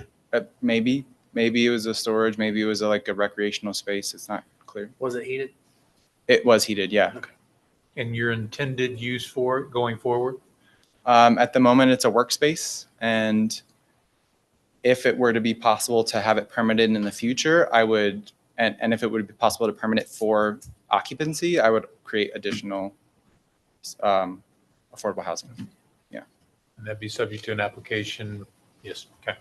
On the overall view there of showing all of the structures, it appeared that the existing residence, the one that you referenced originally triggering the building department's involvement, where you, that one down at the bottom, Yeah. is it not also across the line? Yeah, that's a great catch. It is, and it was built before 2009, I guess. Okay. Yeah. Those are my questions. Is it a modular building or a stick built? Is it, you know, It looks, stick built means it wasn't a mobile home. Is that right? it wasn't built from a kit, It looks like it was built from the ground up. and it's got a concrete floor or a kind of foundation does it have? The foundation's hidden by vinyl siding. So it could have a crawl space. It's not accessible, but I haven't seen into it, so I couldn't tell you without, I could take the siding off, but What kind of flooring does it have? it's wood. Comments, thoughts, questions? I have a question. I'm not quite sure. It has to be a board question or. Let's try it. It sounds like the building hasn't been inspected. We have no idea if it's safe. But if we approve a variance, can that variance be contingent upon having a building inspection done and showing that it's a safe structure, or? 'Cause it sounds like this is going to fly under the radar unless he goes for other permits. Well, I think the reasons he's here is that it is no longer flying under the radar. However, I would say that whatever happens in terms of building inspections is completely separate from the zoning permit, although they are related in that you really cannot get moving forward with any of your building permits until you get approval from the planning department regarding the siting of the buildings. But we can't trigger the building department to make sure that it's a safe structure. It's already a condition in the application. Well, right. No, that would not, I believe that the issue, and Savannah, correct me, you may have a better. What I would say is that right now this building was built without permits. So in order to get a zoning permit, he has to get the variance. The variance, if approved, would then trigger the need for a zoning permit. Once the zoning permit is applied for and approved, he'd then get his building permit. Right. And before he could use that building, let's say as a dwelling unit, he would need to get a certificate of occupancy or certificate of compliance from the building inspections department. Okay, so this will trigger an inspection one way or another. Correct. And again, the same rule applies. We can, if the board wanted to, they can make a setback just for this particular building. Yeah, I believe you can. Yes. And he's already indicated a willingness for that. Would it make sense to make that same condition on the rear house or not? Are you While we're here. Are you seeing of the rear house on the site plan? That's to the south. That's the already south. there. Yeah, it's there. Yeah. And They're both there. if that building was built before 2009, it would be a non-conforming use. So therefore, it wouldn't need to comply with the setbacks unless there was some substantial change. Okay, so if you renovated the back house, the lower house. Right, so that exists. So the need thing in the lower thing, yeah, if he was doing renovations, the setback wouldn't necessarily be an issue because it's a non-conforming residential structure. However, the building that I believe the application is on was built after zoning went into effect, did not have a zoning permit, did not. So anything that he needs to do, he has to come in to comply with zoning first.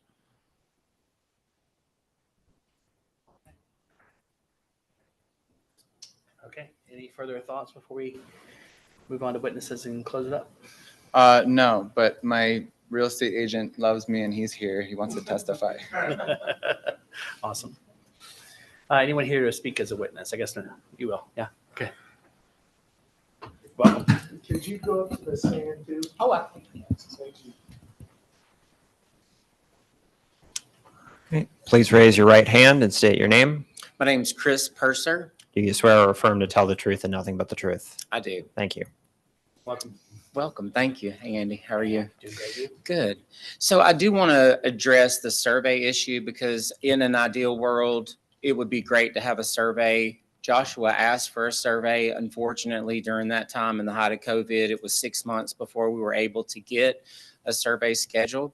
We did go ahead and schedule it and did have someone in mind. And that was after calling everyone I could possibly find. Unfortunately, with the way the negotiation went, they did not want to wait for 6 months for a survey to be done.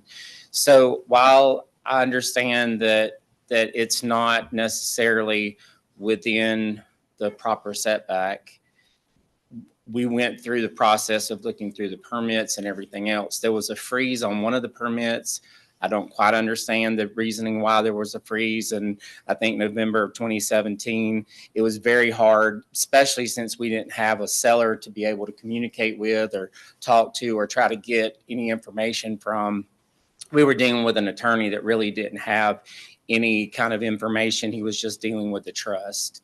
So we did attempt to do that. We also attempted to try to get a survey to try to determine that. There was title insurance. We did contact title insurance to try to get that, but because there was no survey, they're not going to be able to assist with that. So unfortunately, it all hinged on the survey.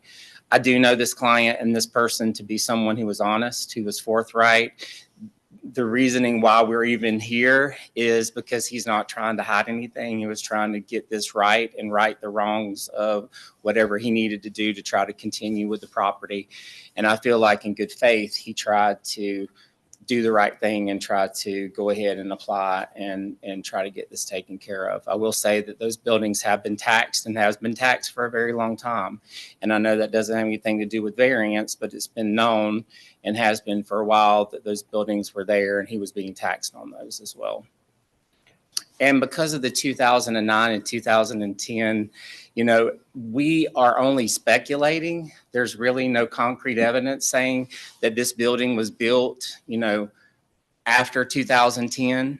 All you have is an aerial view saying that building was not there in 2010, but I mean, 2009, but it was, or 2005 or something like that. I can't remember the exact date. We don't know if it was built before 2009 or after 2009. So because of that, I think there's a huge question there as to whether this even was something that was an issue, because if there were no setback rules in 2009, the building was built then it would be applicable to be a positive, it would be within compliance at that time. And I think going by just an aerial view from one year to another, and not really including all the years in between, I think that's problematic. I think it's an issue. So that's all I have to say, really. If you have any questions, I'll be glad to answer some. Yeah, I got a question. Yes, sir. What do the county tax records say on that building? Or how far do they go back? Maybe the staff could answer that.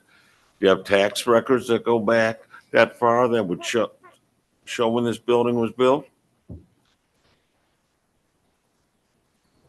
According to the property card, which lists the structures, I have one structure, urban barn, year built 2010.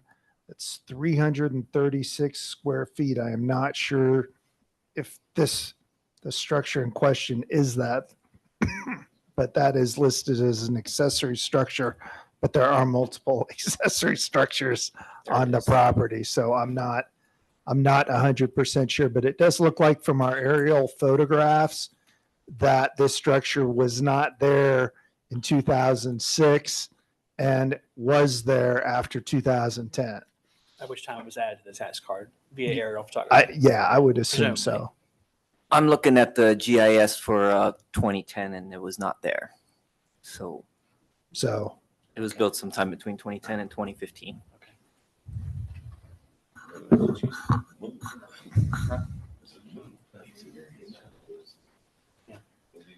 Any other questions for Mr. Purser? All right. Thanks so much. Okay, thank you. Anybody here to speak as a witness on this particular matter? Want to comment on the tax question? Please. The building, if you measure it, it's 336 square feet. Oh, is it? Yeah. Okay, fantastic. Any other closing remarks? Anything else you want to add before we close it up? Do you have any closing remarks for the board? Um, If you could speak into the microphone. I find it just to not knock the building down. Thank you very much. We'll close public hearing and we will open up for board discussion and deliberation and a motion. Just for record keeping, Mr. Robbins, was any of the information in your PowerPoint not part of your application package? I made the, can you hear me? I made the PowerPoint afterwards, and I think there's a couple things that I may have added, like maybe the size, I can look through it, the size of it. 30 That's all right. Why don't we admit, or why don't we put the PowerPoint as an exhibit on the record just for thoroughness? Because I just wanted to be sure if there was anything that was different from that. So I would, you can make a motion to admit the PowerPoint as a exhibit. Do you want to ask us to do Oh, that? Yeah. will you guys admit the PowerPoint as an exhibit, please? Hearing no objection, we sure will. Yeah, let's do that. Thanks, everyone. Thank you very much. We'll close the public hearing at this time and we will move to board discussion. Joe.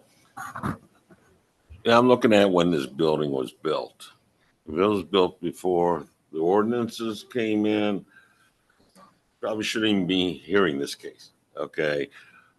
I'm gonna go out on a limb, trust my colleague, that, you know, that thing didn't exist at a certain time. So to me, it creates a lot of reasonable doubts as to when this thing was constructed. And I don't think there's enough facts here to say this thing was built after the ordinances went in effect and it's a violation of ordinance. You know, that's my feeling right now. So that lack of information leads you to a no vote or leads you to? You know, I would support well, on the other hand, if we can't prove, if it was built before the ordinances went in effect, then maybe this whole hearing is a non-issue. Well, it was pretty evident that it was after that. I mean, we think. Okay, well. All right, So we're here on the presumption that it was because he needs a variance. Right. And so I'm supportive of it. I don't know that there's anything he could have done in the process to avoid finding himself in this. Yes, he could have had a survey done, but yes, there were times in which it was very difficult, and I can understand maybe the seller's attorney wondered, I'm not going to wait 6 months. I buy that explanation for not having a survey. I do like seeing the neighbor and saying that they don't have anything concerns with it. I think you've looked at all the alternatives to remedy the situation by moving it. I'm happy to know that if we approve this variance, it's still going to be subject to all of the other bureaucratic steps that the county will put in place for anything that you plan to do with the building. Those are some of the reasons why I'm supportive of the variance. Other thoughts, comments? Yeah, I support it too, as long as we include the limitation. Yes, I think so. I'm supportive of it, although I can't give any credence to the blue cards, although I did find them interesting. Blue cards. Well, the neighbors saying that they're okay with it. Oh, yeah, okay. I would have preferred to see something that was notarized that no, as long as I can kind of treat it as hearsay. But I think you've got a situation here where it's consistent with what the neighbors are doing with their buildings. I think you found yourself during COVID. I think your real estate broker spoke to the problem. I would have expected a survey, but I guess you paid cash. And I think you've done what you can, and that's why this board exists. Yeah, I'd just like to observe to the board, because this is board discussion, that of all the variance requests I've heard from people who are not attorneys. That was one of the best ones I've ever seen. And I would observe to the board that if I were speaking to the applicant, I would thank the applicant for the good job that he did. And I am in favor of granting the variance, the request for the variance. All right, I think we're ready. I'm good. I'm good. Okay. Okay. Mr. Chair, based on the evidence presented to this board, including the following exhibits, the petitioner's application, the submitted site plan, the GIS maps, the staff report, testimony presented at the hearing, the applicant's PowerPoint presentation, I move that this board adopt the following findings of fact: that this matter was properly advertised, is within the board's jurisdiction, and is ripe for its consideration. That this application, together with the conditions proposed by the staff and/or this board and agreed to by the applicant, if any, does meet the requirements for granting a variance contained in the Buncombe County Code of Ordinances, Section 78-621, subsection 4. There's been a motion on findings of fact. Is there a second? Second. Make a motion and a second. All those in favor, please say aye. Aye. Aye. Any opposed, nay? Thank you. Based on the foregoing findings of fact and for the reasons set forth therein, I move that the requested variance be approved and that staff be instructed to draft an order consistent with this motion approving the permit with any agreed upon conditions. So did you want to have the condition that the setback variance shall only be applicable to the structure constructed in 2010? Sounds good. Like, To the structure highlighted. Well, the reason that I am putting it in is because that's what the tax record says. And he said that it was the same square footage, so I believe that we are pretty safe in that we're all talking about the same building. Okay.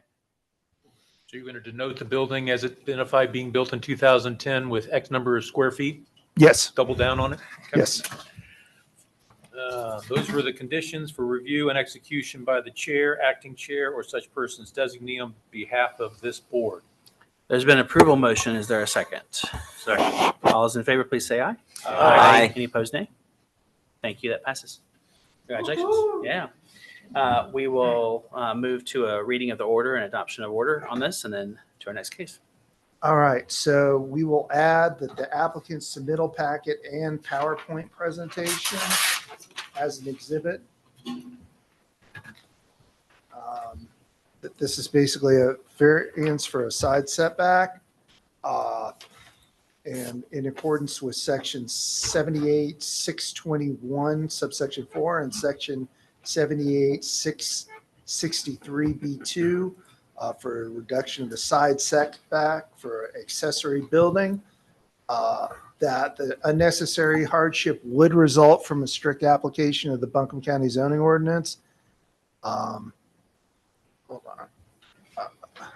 That the hardship does result from conditions that are particular to the property, that the hardship did not result from actions taken by the applicant or the property owner, and that the requested variance is consistent with the spirit, purpose, intent of the ordinance, such that public safety is secured and substantial justice would be achieved by granting the same. The following conditions, which reasonably related to the variance, should be imposed. The setback variance shall only be applicable to the structure constructed in 2010, being approximately 336 square feet. Based upon the foregoing findings of fact, the board hereby makes the following conclusions of law: that the application together with the conditions satisfies the requirements for granting a variance as contained in the Buncombe County zoning ordinance. Now the board makes the following foregoing findings of fact and conclusions of law: that the applicant's request for a variance is granted subject to the conditions referenced in the findings above. This, the 11th day of December, 2024. There's been an order submitted for board's consideration. Is there a motion? Motion approved. There's a motion. Is there a second? Second. A motion and a second. All those in favor, please say aye. Aye. Any opposed, nay? Thank you. That passes. Thank you very much. I appreciate it. We take 5. Let's take 5 minutes.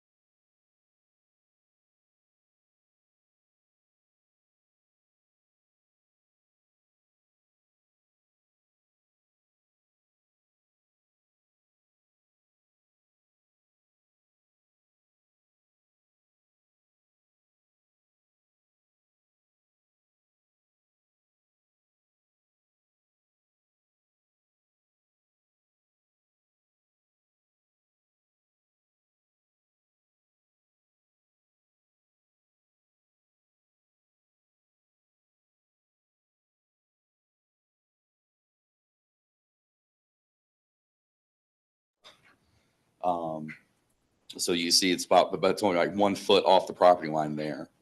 I also have the plat, which gives a little bit more details on that line. The lot was created in 2006. So you can see the center line there, Margaret Lane, and the property line runs approximately in the center line, doesn't curve like the road does. Oh, it's not showing. Oh, sorry. You cannot see that. I don't know how to bring it up on there, but the right-of-way is encroaching 25 feet. It's a 45-foot right-of-way. It's not split in the middle. It's 5 feet on this property side. So it's a 20-25 split on that line. It's okay. I appreciate it. Unless they want to see it. I do. Okay. Is there It opened up in another window here, but I guess it's. I don't see it with the application documents. I didn't see it.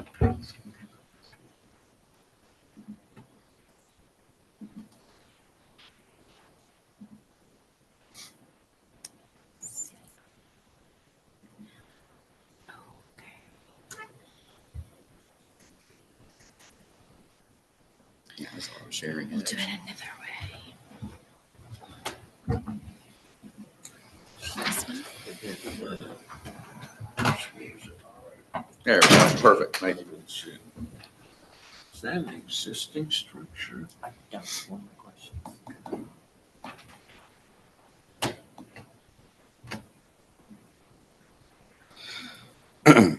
All right, here it is. Now, I don't know if you can see it now. So here's Patriots Lane, like I said, to the south, and here's Margaret Lane, where that 45-foot right-of-way is 25 feet on the subject property side, 20 feet on the other side.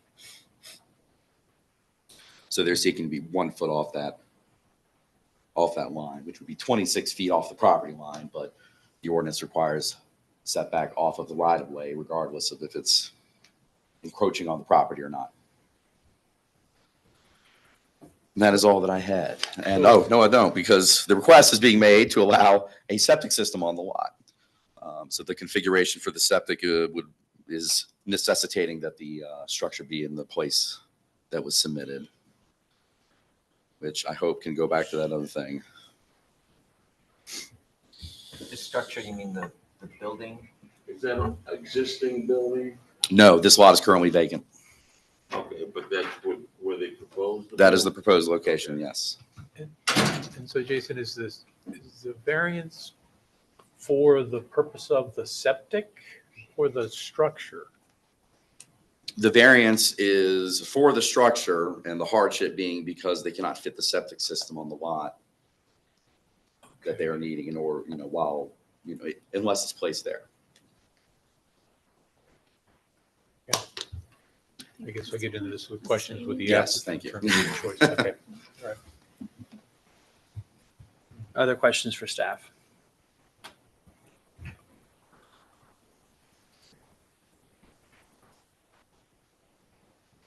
Okay, thank you. All right, thank you. Do we have any applications for standing on this matter? None for standing, 3 witnesses, but no standing. Sounds good. Anyone here not speak as a witness, but as a standing participant in the case? Okay. There'll be an opportunity later on to speak as a witness and do that if you want. Okay. Thank you. We'll have the applicant approach. Ms. Hendrickson, welcome. We'll swear you in first. Please raise your right hand and state your name. Brooke Hendrickson. Do you swear or affirm to tell the truth and nothing but the truth? Yes. Thank you. Thanks. Welcome. Thank you. Yeah. Feel free to start out with what you're Yeah, talking so I about. don't have too much more to add. My husband and I bought this property about a year ago with the intention, we specifically were looking for a property where we could have 2 dwelling units. So that's how we'd like to use this property. We have our primary house that we've developed house plans for in the bottom left corner. And then we have an ADU on the other side of the property. Like I said, we have been working with a builder and have house plans developed. We got to the point of permitting and started working with Stuart Black in environmental health. He came out and as we had staked everything out with the original 20-foot setback in addition to the 25-foot right-of-way, so the house, it's not shown here, but it would have been further this way. Stewart told us that there's not enough room to put any type of septic system in, given the space.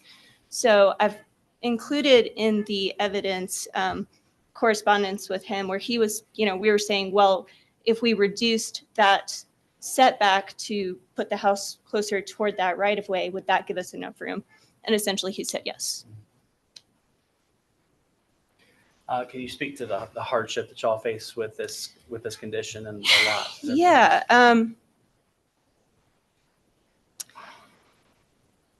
I guess just, the fact that we are dealing with on that side a right of way, 25-foot right of way, it is split between us and the other property, but we do have the additional 5 feet on our side. So just that in combination with the required setback is squeezing the amount of buildable space. So there's just not enough room. Did you all have a survey at the time of purchase? No, we did not. Board questions, comments? I don't think. If you were not to have the second structure on the property, the additional dwelling unit, would the challenge not be there? I don't think so. However, we bought the property because we thought that by right we could have 2 dwelling units. So it was our understanding that that was our by right, capability with this property. Based upon the zoning or? Yes, based upon the zoning.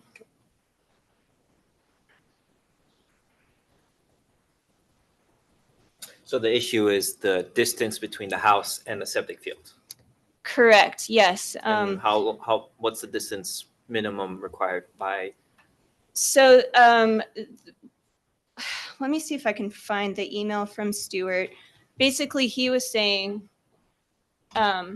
we had it restaked out where it is now, where you see it. He came back out and measured, and he said that that would give us enough space. So I don't know if we're going to need to do, when we do our final site plan and final septic permit, I don't know if it's going to need to go completely up to that right of way or the 1 foot off the right of way.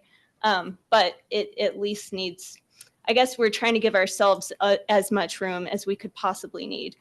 We don't know exactly where it's going to be. And Stewart wasn't able to give us like a firm answer either, because he just, when he came out and measured, he said that this would work. Does that answer your question? Sorry. Yeah, the email is in the documents we received. Yeah, I just didn't understand the email. It said something about it's a 25% reduction on top of the 50% reduction. Can you give some color to what he's talking about? He was talking about 2 different types of septic systems. And I'm not a septic system expert here, but I just understand that one requires more space and one required less space. He tried to do the one that required less space because we're already in such a tight, amount of space. But he's saying that even with using the smaller system, there's still not enough room. And that system will handle the load of both the ADU and the house you want to build? Yes, sir. Mhm. Okay.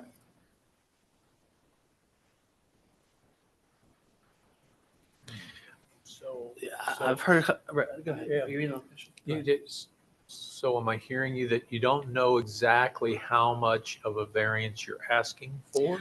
I'm asking for it to reduce the setback to 1 foot. So essentially the placement, the far left placement of the house is going to be 1 foot off of that right of way.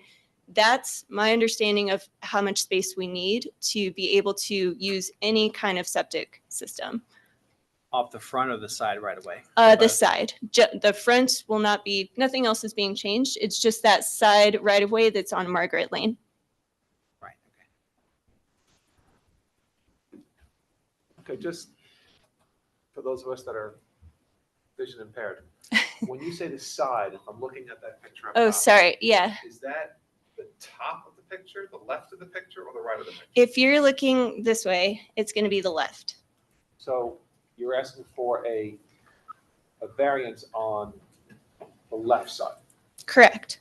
even though the septic is all the way at the top. Yes, sir. Because of the way it's shaped, the septic system is essentially in the middle of the property, and then the ADU is on the other side. See how a septic can kind of conform to almost any S shape you want to come up with? Why not place the house in the middle and the septic on the far left? He was just saying that there's not enough room to even do that. We did explore that option. And let me just add too, I haven't seen the property being on septic and well. My last house in this, you've got a well there. And that's one of the issues of where you locate a septic field with a well there. That's a proposed well, I'm assuming. What's that? That's a proposed well, that well. Well, you know, That's a question. There's just, my understanding is like everything needs to be a certain distance from each other. And Well's not built. correct, yes. And so we tried several different combinations of things, and this was the only thing that we understand where we can fit everything. Everything has enough space. And all that's primarily based upon the Buncombe County. The zoning and environmental health. Okay, Yes, sir. So she's here because of the environmental restrictions. Environmental ordinances, septic ordinances, environmental health ordinances, or the property. The inability for the Buncombe County environmental folks to find an adequate place to place the septic system, I assume. Correct. We haven't seen any evidence of that. Something in the application that says, that talks to any of that. What Well, it there's talks the to letter is- from, The letter from the, the environmental county. health Says they inspector. can't do it. It's a denial of what that is. Yeah, there's But a besides court. that, there's no specifics on how many feet they need. You're right. Right. Yeah. There's no specifics.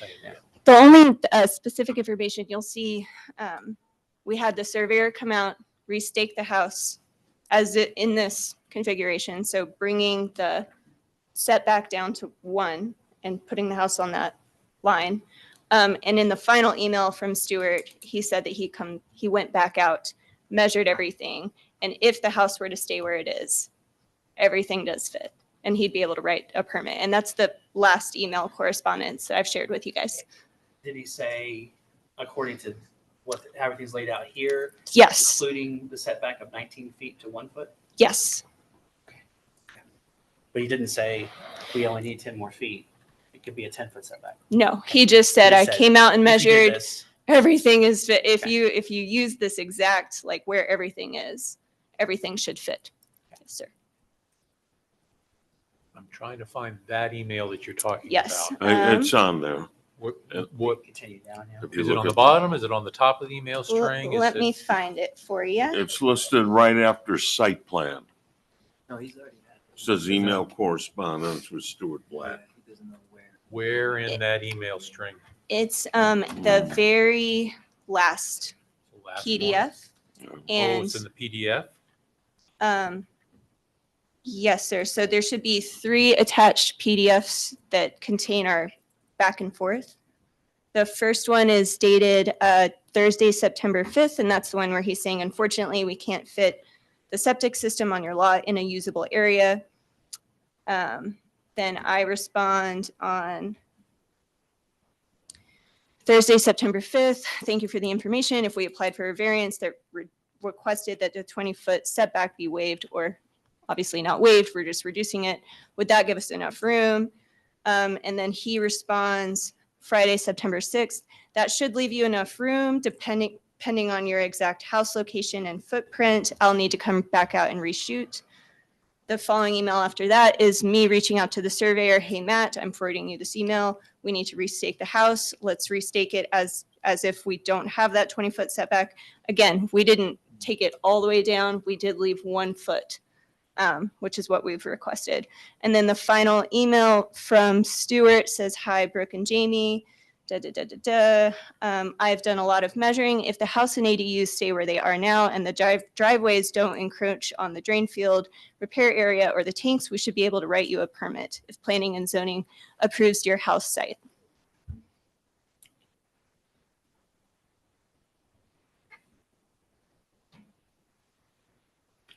Other thoughts, questions?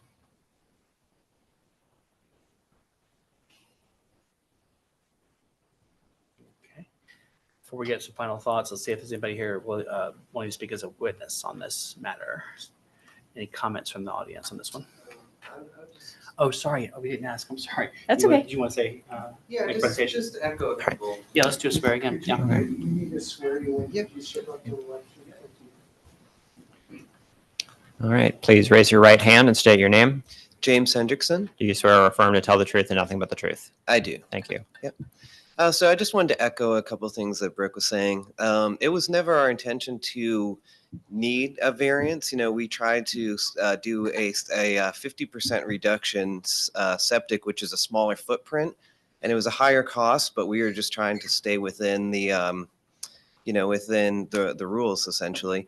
And then after Stuart trying every possibility, and we were open to moving the house, we were basically just asked him, we met him at the property and said, what can we do to be in compliance? And after exhausting all the options, he basically just said the variance is your only option it's just a very small lot. It's under an acre. So yeah, that's all I just wanted to add. Question on, you said cost. There was a solution that was a 50% reduction, but that was cost prohibitive? No, yeah, we are willing to do that. It was, so the cost, it has nothing to do with cost. We're willing to pay a little more for the smaller system. So I feel like we kind of exhausted everything to, stay in the existing setbacks. So there wasn't a solution available to you regardless of cost? Yeah, we tried every, route with the septic system. We talked about if we could maybe move the house in a different spot. And then, just putting, like he was saying, the well, the septic system, it's just a lot of things on a small lot. So that's this was essentially our only option, so. But if you didn't put the ADU there, would you need the variance? No, we could probably fit it, but the point of when we bought the property, in the zoning, part of the reason buying the property is zoning, we would be able to have, 2 units, kind of legally have the right to put 2 on the property. So, yeah. So what information were you missing when you did purchase the property that I would say have told you that you wouldn't be able to do this without a variance? Yeah, that I was just from a little oversight from me. The right of way, we didn't realize. We thought a setback would be no problem. Then when we actually learned of the right of way, on top of the setback, because I think we initially had thought that it was, this, it's the first land we have purchased, that the right of way and setback are stacked on top of each other, and even our builder was kind of confused about that. So in the end, you end up with a 45-foot setback on a lot that's under 0.7 of an acre. So. And how wide is Margaret? It's the road. The road itself, just kind of probably just a dirt road. 15 feet. It's paved. It's a paved. Yeah, it's a paved road. 15-foot-ish. Normal road size. Yeah, it's a small road. No, I don't know if 2 cars can. Yeah, it would be tight with 2 cars going by. Okay. So it's a small road. Okay. Okay. No more questions. Other thoughts, comments? Anyone here to speak as a witness? Thank you. If you'll come up. And staff will swear you in first. All right. Please raise your right hand and state your name. Matthew Bishop. Do you swear or affirm to tell the truth and nothing but the truth? I do. Thank you. Sorry. Yeah, please. Yeah. So my husband and I own the property the other direction. We're at 2 Margaret Lane. Are you above or to the right? To the left. Left. To the left. Yeah. And just to clarify, Margaret is probably 10 feet wide. So UPS trucks going up the road typically go off the road. So it's not a very wide road. So, and we're just here sort of getting, asking additional questions. So we're a very close neighborhood. We all get along really well. I guess my question here, just for clarity, is that with the setback and the right-of-way, where Margaret exists now, like where in relation to the right side of Margaret Lane, would that then modified 1 foot fall? Because there's probably about 2 feet, depending on where you are on the road, and then it sort of slopes down. So my question would be whether that would affect the integrity of the road at all. And then my second question is, being as the ADU is a smaller structure, like, could it be flipped so that the smaller structure could actually be off and have that the normal setback? Or is that just, I understand, you know, where they're coming from, but at the same time, like, in my mind, that puts the structure extremely close to the road. And it's a decline and the roads are icy. So I would also kind of question your safety, someone who, you know, loses control of their car coming down the road, whether that could, you know, have some sort of negative impact on their house as well. So, like I said, if there was some way of clarifying, like where off of Margaret, because that's kind of where the sort of, there's a specific line there, like where from there, the smallest amount of space where the house could be built. Sure. Yeah. So it's less of a back and forth here. The procedure kind of restricts us a little bit here. We can invite them to comment on that after everybody has kind of presented Sure. their public comments. So Sure. we'll do it that way. But on your first question, the proposal is to move the setback line from the 20-foot marker there on the left-hand side on Margaret for the whole duration of that side to 1 foot. So 20 feet from the physical side of Margaret Lane. From the center line. From the right of way. 25, thank you, 25. Right of way. From the right of way. The right of way, that's right, yeah. So there would be allowable disturbance past 1 foot beyond that. The 25. The right of 25 way and 20 and the feet. road may not necessarily align. Sure. No, I know where the right of way is because they have a pin in the middle of the road now to show where the right of way. Oh, do they? Yeah. So that kind of visually gives me, so that, you know, roughly gives you 6 feet to the end of Margaret Lane. Right. So are we talking 25 feet from that pin and then 1 foot from the 25 feet? The current setback's 25 feet from that pin. The proposal would be to take the allowable disturbance for this lot to 1 foot beyond the pin. But they can't do it at the road, of course. Yeah. Excuse me, Sorry, sir, if sorry, you're in sorry. the audience, you'll need to be sworn in prior We to can swear you in, commenting. though, on that. Yeah. So I guess that's a concern because, I mean. All right, I'm sorry, hold on. Let's ask that. The pin in the center of the road is That was, property that line. was my quick tick interpretation of what was being proposed. Let me ask staff to clarify that. The pin in the center of the road would be the property line. Yeah. Yeah, the right-of-way line is 25 feet from that. Right. So the right-of-way setback would normally be 45 feet off that property line. They are asking for 26 feet from that pin. Okay, Correct. yeah, that's the be clarification 1 foot I was off, looking for. So from that pin, 25 feet, and then 1 foot from that is where they can start building, That's right, yeah. correct? Okay. Yeah. That was the main question. And on the switching houses thing. we can Yeah, I address just, that you later know, on, it yeah. seems like that might be a solution. I don't know if that was considered, and obviously I'm not telling someone how to design their home.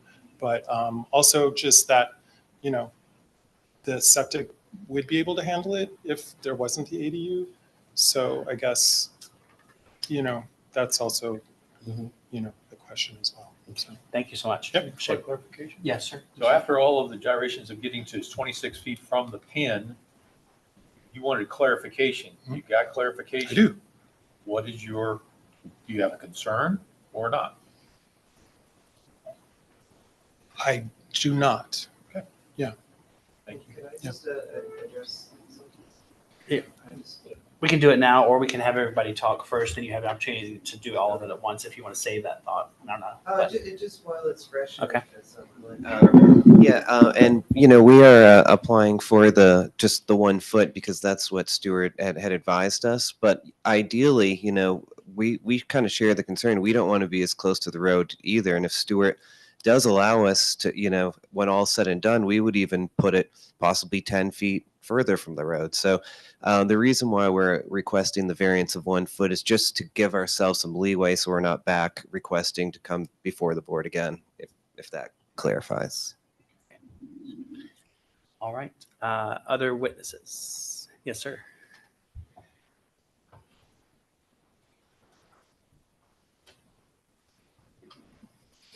Welcome, sir. We'll swear you in first. Okay.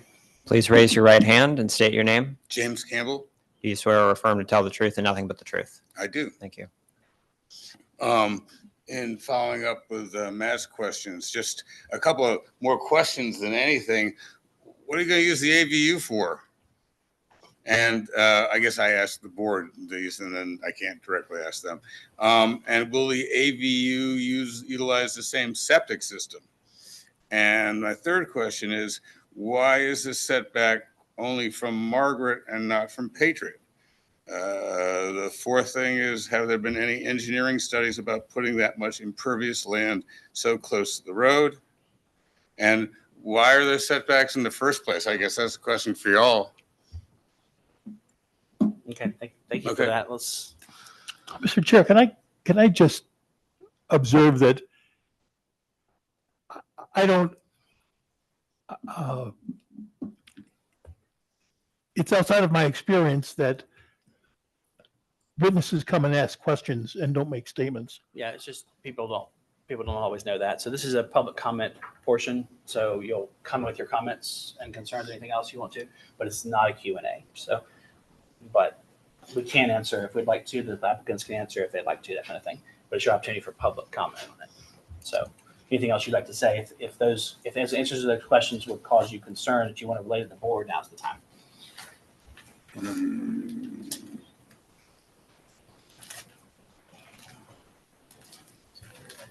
I guess if I'm going to take a question and put it into a statement, I'm concerned about that much impervious land so close to the road.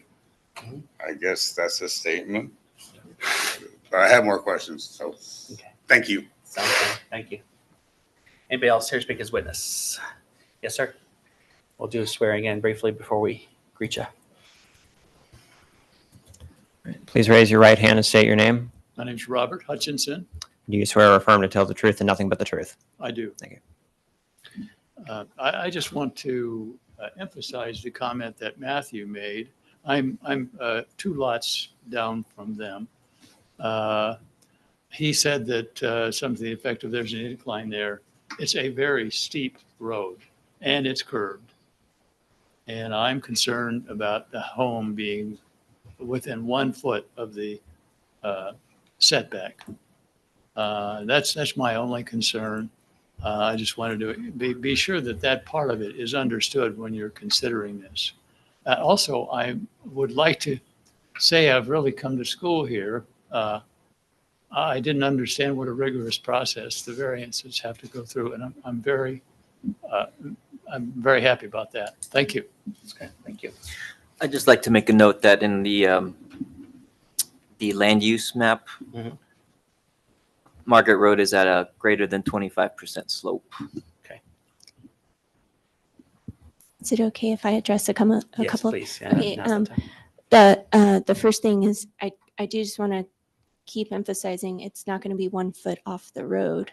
It's going to be 26 feet off of the middle of the road, just because that keeps getting said. Another thing is that we did, as a part of the permitting process, we did already do a geotechnical report for that area to make sure that it was safe to build. So I didn't include that because I wasn't aware that that was a concern, but we're obviously concerned about the steepness of the area, and we would still need to comply with all of the regular permitting stuff as well. The geotech report was done after the purchase, Yes, sir. and does it include a survey, or is it a written report? Yeah, it looks like they used whatever. The prior survey on file. Yes, sir. Okay. And there was a question about, I think about Accessory the orientation or flipping possibly the locations of the homes. You may or may not want to. Yeah, we looked at like every type of, we sat with, it was like us, the builder and Stewart, and looked at every possible combination. And this is just that space on that side is also very tight. So there's more. Anyway, so that was just the, if you look at the steep slope overlay, you can see that the right side is actually steeper than the left side. We were trying to pick the flattest part of the property. It's just a little bit of a difficult property to build on. But I just want to say, we have those same concerns. It's not in our interest to build it unsafely or super close to the road either. So, I understand where that's coming from, but we're trying to do this in good faith too, and we want to live there safely. So Right. Yeah. I understand, but yeah, we're doing our best. Thank you so much for that. Appreciate it. Any other comments from the board or questions for the applicant? Yeah, just talking about flipping the structures. I don't know, the way I'm looking at it, it's a finite area. So flipping them, since you need a certain amount for the septic field, I could see that, wouldn't make much difference. So. Yeah, depending on lot topography. Any other thoughts? All right, hearing none, we'll close the public hearing and we'll open up for board I discussion. do want to deliberation. confirm, because we did receive one other witness application from Molly Zalewski. I don't know if Molly is here or wishes Molly to going speak. once, Molly going twice. Okay. Thank you so much, Griffin. Public hearing is closed. I'll move to board deliberation. This is more of a process or legal question. If they didn't have the ADU, they wouldn't need to be here. So does adding the ADU qualify as creating or self-created hazard? Taking the words out of my mouth. Saying it first. And I'm unclear because there's a public interest in having an ADU and creating additional housing. But is it also, it doesn't work in this property, so, hey, it's an owner-created problem. I don't have the answer to that because we're only allowed to do things that meet these 4 criteria. So. I don't Yeah, know and if the that- applicant has the burden to prove the hardship, and the hardship essentially is related to we're trying to fit these 2 structures on the property when it's not guaranteed you can do that if you don't follow all the steps to investigate that in advance before acquiring the property. I guess what we could say is, Correct. Right. I That's get, what I'm I looking guess for what we clarity on are we're saying allowed to do, is what we're allowed to by right in the zoning district, they are allowed to have a home and I guess when you say ADU, I want to make sure it's accessory dwelling unit. I want to make yes. sure they have that by right on their property. Right. But So, that's not so the it's only criteria they need to meet in order to build it. See, That's just and that's Right. But you don't have to do that. That's my problem. because the Yeah, zoning they have a right allows to it build doesn't a give you a right to do it. right. It's a But I separate think what you would want to do is there are things with the property that were not the fault of the owners as to whether that is, based on the lot size, the structure and all those topography, things. yeah, Are other those, do things. those things create the difficulty? And that's where I came down to as well in my thought process. And if the lot were, 1.5 acres in the same topography, we wouldn't be here. So 0.77 is not a lot that with topography that is depicted here would assume, where I would assume that you could fit 2 residences with a septic. I mean, I'm sorry, I should have brought this up before, but since this lot was created in 2006 prior to the steep slope adoption, the minimum lot size for a lot with more than 10% of steep slope area would be 1.5 acres. So this is a non-conforming lot at 0.77 acres. So just it's something to think about as well. is it in a steep slope though? It contains more than 10% of steep slope More than area, 10%, yes. So it's got the spotted. Correct. If you look on your maps, the steep slope area isn't, the actual area is not overlaid, but it's the red area on the land use map. It's basically the northern portion. But the structures don't cover that area. Correct. Structures You know, don't. one of the kind of a tertiary thing here is that they're trying to not build in the steep slope. Well, where you can put the septic does have a bearing. I mean, I'm sorry? where you can put the septic and site the septic system on the property does matter as far as the slope. So according to Correct. Yeah. county. The septic wouldn't, the septic has to be in a particular place for topography in order for it to even work. So, you know, that's something to do. But, you know, just consider this is a non-conforming lot, just like the last one. It's about half the size of what it normally would be if this lot were created today. Right. So those are just my thoughts that it's maybe too small, but in the investigation, you would know this. I mean, and purchasing something, hopefully go 1, 2, and 3, 4 steps and make sure with each process and get a consultant out for septic and that kind of thing. But it's just that there are 2 structures proposed, and if there were one, it'd be stamped and approved, most likely. So. So where does that leave us in terms of considering whether this is a self-created? It's open for discussion. Yeah, Absolutely. but so in hindsight, in addition to just looking at the property, having a contractor assess potential septic evaluation to determine whether the property could accept the two dwellings, it probably would have come up. It's going to be a challenge. There's going to be issues. Topography, size of this lot may not allow for the desired plans. Could have come up then. So then the question is, now that you're here, by sticking with the plan to having the additional, well, the ADU, to keep it simple, Kurt, is problematic. It's creating the problem. Because it's not a hardship to build an ADU is not or not to build it is not a hardship. It's not a hardship. As a separate unit. Yeah. You can have an ADU as part of the main property. It's part of the main house, and then build it close to it. I mean, there's other ways of doing it, and I haven't seen kind of evidence of what hasn't tried. So I'm inclined to say, you know, I support it. On the other hand, I'm looking at what we're allowed to do, and I don't think we're allowed to, based upon the question of did they create the hardship? And the house is not a problem, it's the ADU. Right. So that's what I'm asking for the. I don't think it's an issue of a self-created hardship. I think it's not a hardship, period. I can't find the hardship. So whether it's self-created or not is.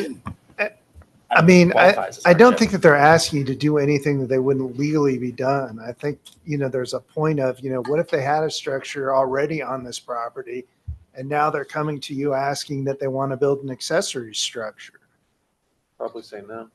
Well, I mean, but I think once again, you got to look at what, you know, you know, once again, without determining the hardship, I think that they have, you know, based on the evidence that they've presented, they've done a lot in terms of trying to configure the lot and figure out the best way to use this. The variances, you know, they're the ones that are putting their home nearer to a right of way as opposed to not. So you know, I think that you need to make sure that when you're thinking about what is the hardship, the fact that they want to build something and they don't have to build that, I don't think that is a disqualifying thing. I think they're acting within what they are allowed to do, if that makes sense. It does. And they should not be, you know, just because they don't have to do that, that should not be something that you hold against them in terms of determining whether there's a hardship or not. That's not self-created? No, I think that if they were asking to do something that was above and beyond what the zoning ordinance allowed, yeah, that's more self-created, but they're just trying to make use of the lot as that they purchased. And they happen to purchase a non-conforming lot. I think that, you know, in what I would say is more challenging terrain as opposed to not. And you know, once again, I think that all those things coming together, I don't see what they could do differently.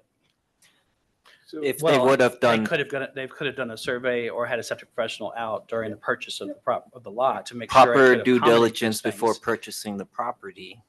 If you're in a purchase situation, the zoning code's not the end all and be all of what you have to investigate to determine your building. I mean, so you've got HOA covenants, you've got county setbacks, you've got all kinds of things that can affect the property, streams, stormwater, all kinds of things to investigate. So your right to build an ADU does not, in my mind, is not a hardship that carries through all those processes.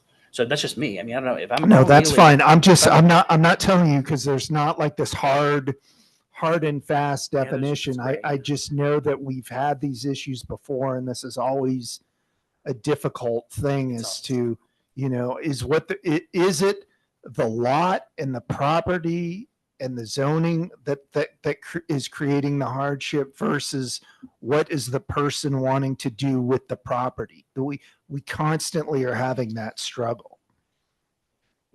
We've had people come before the board. I mean, this is not, again, we can't talk about other cases. If individual vacant lot, you know, somebody comes in and is in a certain zoning district, has steep slope, whatever, and can't build their own house as allowed in the code, we have denied those applications because of septic issue, because of not being able to cite the septic system. People walk away from property all the time after they buy it. It's not perkable. So I mean, it would. I mean, the same logic of carrying through every property in the county, we would be extending it that way, and I feel like that would be it. Yeah, I've got a comment. You know, you mentioned due diligence as far as survey. We've heard so many cases where people purchase land without survey. So, you know, I guess, you know, I disagree with you on this point somewhat, because does that mean every case comes up where they should have done a survey and they did? Should we just throw it out the window? That's not my reasoning. So yeah, but it's an important question for the board. I think. How far did you go to investigate the property? That's an important question for the board to understand. Oh yeah, but what's but it's not. It doesn't. What's draw our the line for me. scale on rating how much they investigate a property? Yeah, I can't get past with the hardship question that a second structure, a second house on the property, on any property, is a hardship. Period. You can build a single family home on the lot, and then you can, you know, have a septic for that, and that's what this lot can hold. The lot can't hold two. Yeah, one of the things brought It can up, hold a duplex. this accessory dwelling. Yeah. And maybe they mentioned on here, what's it gonna be used for? Is it a residence now? You know, That's not as much our concern. I mean, Once again, I don't think that's, you know, what they use it or what they not. I think it's the purpose of where is it being cited? You know, where is it being cited? That's the issue. What they do with it is not. But just like a garage, like a detached garage, they don't have an absolute right to build the detached garage as a hardship, moving through stormwater, moving through all these other processes, and to have it be considered a hardship. I think that's a stretch. What if we put it in a different way? The hardship is the loss of the potential income that the ADU offers them. That's what I'm saying. That's the hardship. That's the hurdle I can't get past. That's not a hardship. Well, Yeah, the problem with they doing have it as a in mind- hardship, they've though, got Not a hardship to its me, own, to its me. own. They could do it. Yeah, the problem with And using the money H- as a and the- hardship. And the HOA may allow it, but all of those things have to combine together, and all the processes have to be approved, right? I mean, building a house, building a new structure, you've got to get all approvals from several different departments. I get that, but I just don't think that when you're talking about, you know, I don't think the whole due diligence when they bought the lot and whatnot, I don't think that really thing. I think what I guess I would recommend the board focus on is what are they trying to do with the property? is that something that they are allowed to do with the property? And are there things about this lot, whether it be the lot non-conforming, the geography, or things like that, that are making it difficult for them to do with it? I don't think that you should be considering whether they can make a profit or not, or what that's kind of, I think, where I'm trying to get you, or where I'm trying to advise you to be in your consideration when looking at a hardship, because these are such gray area. They're hard to. no, it's really hard to pin down. But I mean, I also want you to be consistent.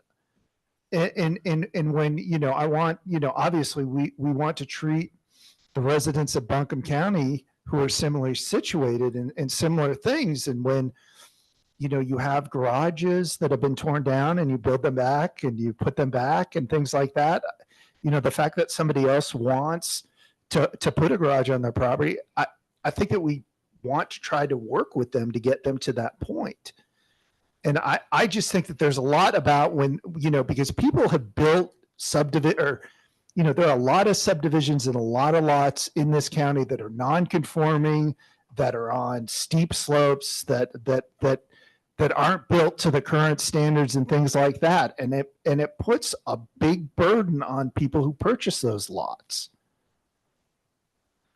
So just for example, I But mean, those I don't are the wanna get too far laws, astray those are the here. ordinances. That's, I mean, I don't want to get too far astray here, but just in that same vein, if a different type of property were allowed by zoning and by the HOA and wherever else, a duplex, a quadplex, a small apartment complex on this lot, and it needed a septic system of a certain size, and the septic system could not fit for these same reasons, and we could ease that burden and grant the variance for that, and it's allowed.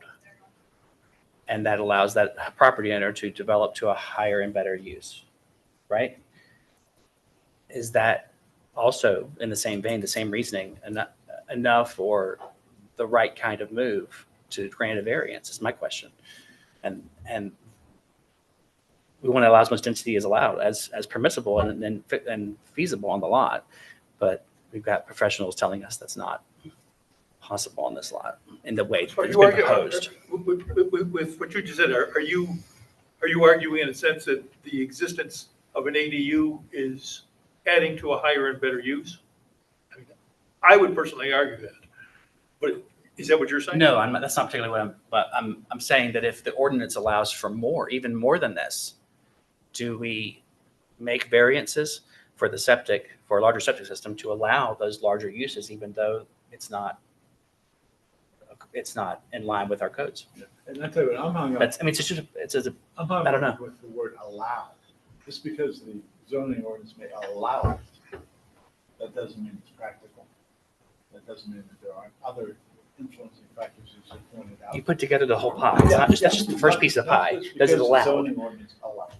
But then there's other factors. That's There's what I'm saying. 6 other factors you bring in Yeah. in the process of developing, and they're not fitting together here. And they're not fitting together not to allow them not to build a house, but to allow them not to build a second house. Right.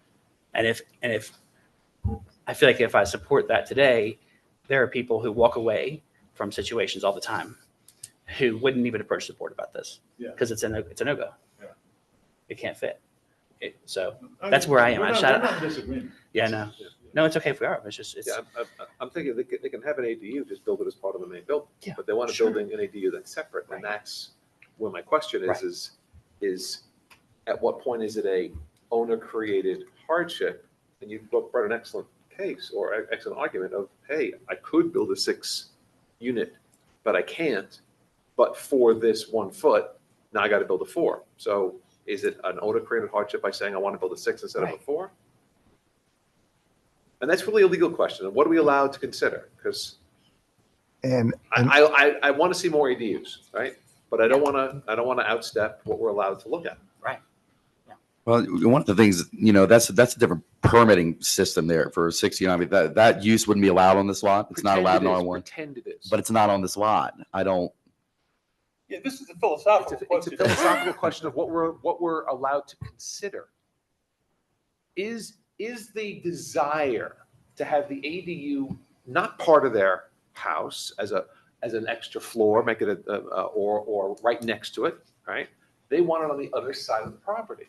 So is that desire a self-created hardship? Because no one's saying they can't put it right next to them. We did try that. We don't know whether or not it has not been brought up, because remember, septic system, it has nothing to do, the fact there's two separate buildings have nothing to do with it, with a septic system. It's just how many bedrooms is it? No, That's what the septic size is. That I So understand. if it was combined onto the primary structure, would there be room with that or not? I don't know. That hasn't been brought up on this. And we haven't seen any evidence one way or another. We have a kind of hand We- sketch we- drawing. We have not. I'm thinking kind of go back to the table. I always say in these cases, if this lot were 1.5 acres, if this lot, was with the modern zoning standards, would we have this problem? Don't know, but it doesn't matter. Well, it does matter because Because it's a non-conforming lot. It's something unique to this lot. That is a hardship that there are. Well, there's a number of things here. It's a small lot, it's on a steep slope, and they want to put more stuff that can fit on it. Andy, if I may, during this conversation, it looks like the applicants may have had some reactions to this possibility of combining. If you'd want to open up the public hearing again, that is up to you, but I wanted to bring that to your I'm okay attention. with that. What the hell? Hear from them again? Yeah. Let's open back up. Hey, Hey. sorry, I just wanted to add that we did look at moving the ADU and that it's the same problem, right? It would, if we made the house bigger and just made it part of the house, right? So if we were just looking at one structure, then suddenly it's like the same problem because you still need the same size septic system. And you still only have so much space. So even if we were to combine that with the primary residence, which we looked at putting it in multiple areas, it's the same issue. The reason why it ended up splitting is because these are the two flattest areas we're trying to avoid building in the steep slope. So So as you say that, how many bedrooms is the main house? it's a 3-2. It's approximately 1,300 square feet. And the ADU, It's going to be less than 400 square feet. so it'll be a one bedroom? Yes, correct. And so the 3-2, so if they were So- to build a 4-2 house, or 4-3. It'd be Or a 4-3. 4-3, they'd be right back here again. Does your- does your- they still couldn't do it. And They couldn't that's do the it. question I have about this is, And don't so you have, so they're asking for the variance to allow them to do it. on what we're looking at here on the screen, on the right-hand side of the lot, by deleting that second structure or encompassing it with the first, moving it back over to the left underneath the first, would it not allow for more septic and repair area to be drawn out to the right? But it would also increase, it is so tight on this property that it would increase it would move the primary structure to the right or whatever, expand it, however you want to visualize that. And then I think we would be in the exact same situation because we talked about putting it right next to the house and same situation.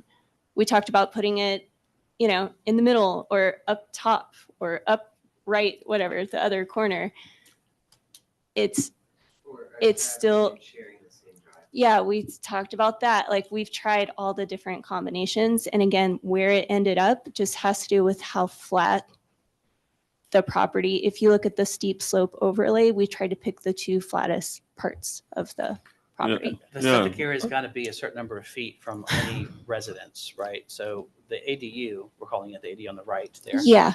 It has to be, there's a perimeter there of what, 50 or 100 feet? I don't know Yeah, exactly. Let me comment. Sorry, just let me finish up real quick here. Does that have, I'm going to ask a question when you finish. does that not create more room for your septic guy to work with on the repair area? I think if you lose it on the right side, you just pick it up on the left side. You see what I mean? It's like I don't know. We did ask Stuart about that. We did. We tried like every combination of moving it around. So Okay. Okay. All right. Okay. Can Yeah, I ask sorry, a I question? interrupted Joel, interrupted, Oh, and I'm then sorry. we'll get to you. Yeah, I've lived with septic for 35 years now. I've had land tests of septic. It doesn't matter where these buildings are. to determine the size of the septic field. Someone simplified it by saying number of bedrooms. So it really doesn't matter where these buildings are as far as septic, okay? I've also had a situation, my well went bad. I have more than an acre. I really had no place to drill another well because of restrictions with the septic field, unless I wanted to go down a slope like that. So, you know, I mean, just understand how a septic field works. You need some room. That's all I gotta say. I've got a question. My understanding of hardship, and I'm going to ask Kurt to disagree if you think I'm wrong, is that you can consider monetary things as part of a hardship case as long as you have some other hardship in addition to that. Right, so that if the only hardship you're arguing for is monetary, that can't be considered a hardship. Okay, that's what Well, I've been I think told. there's a question about whether, I mean, once again, with monetary, a lot of the cases, at least historically, have been about whether the owner is being deprived of, by denying the variance, are you depriving them of their right to use their property? You know, does the property become At all or in any way they wish? Well, that's kind of the degree into it, as to what you know, whether there's any reasonable, what constitutes the reasonable use of the property. Okay, what would be a reasonable use of the property? So, right, if they were going to want to build, I guess an apartment complex or something, or a vacation rental complex or something like that on the lot, that might be much different than somebody wanting to build a house. And let's say they want a garage, and that's kind of how I'm looking at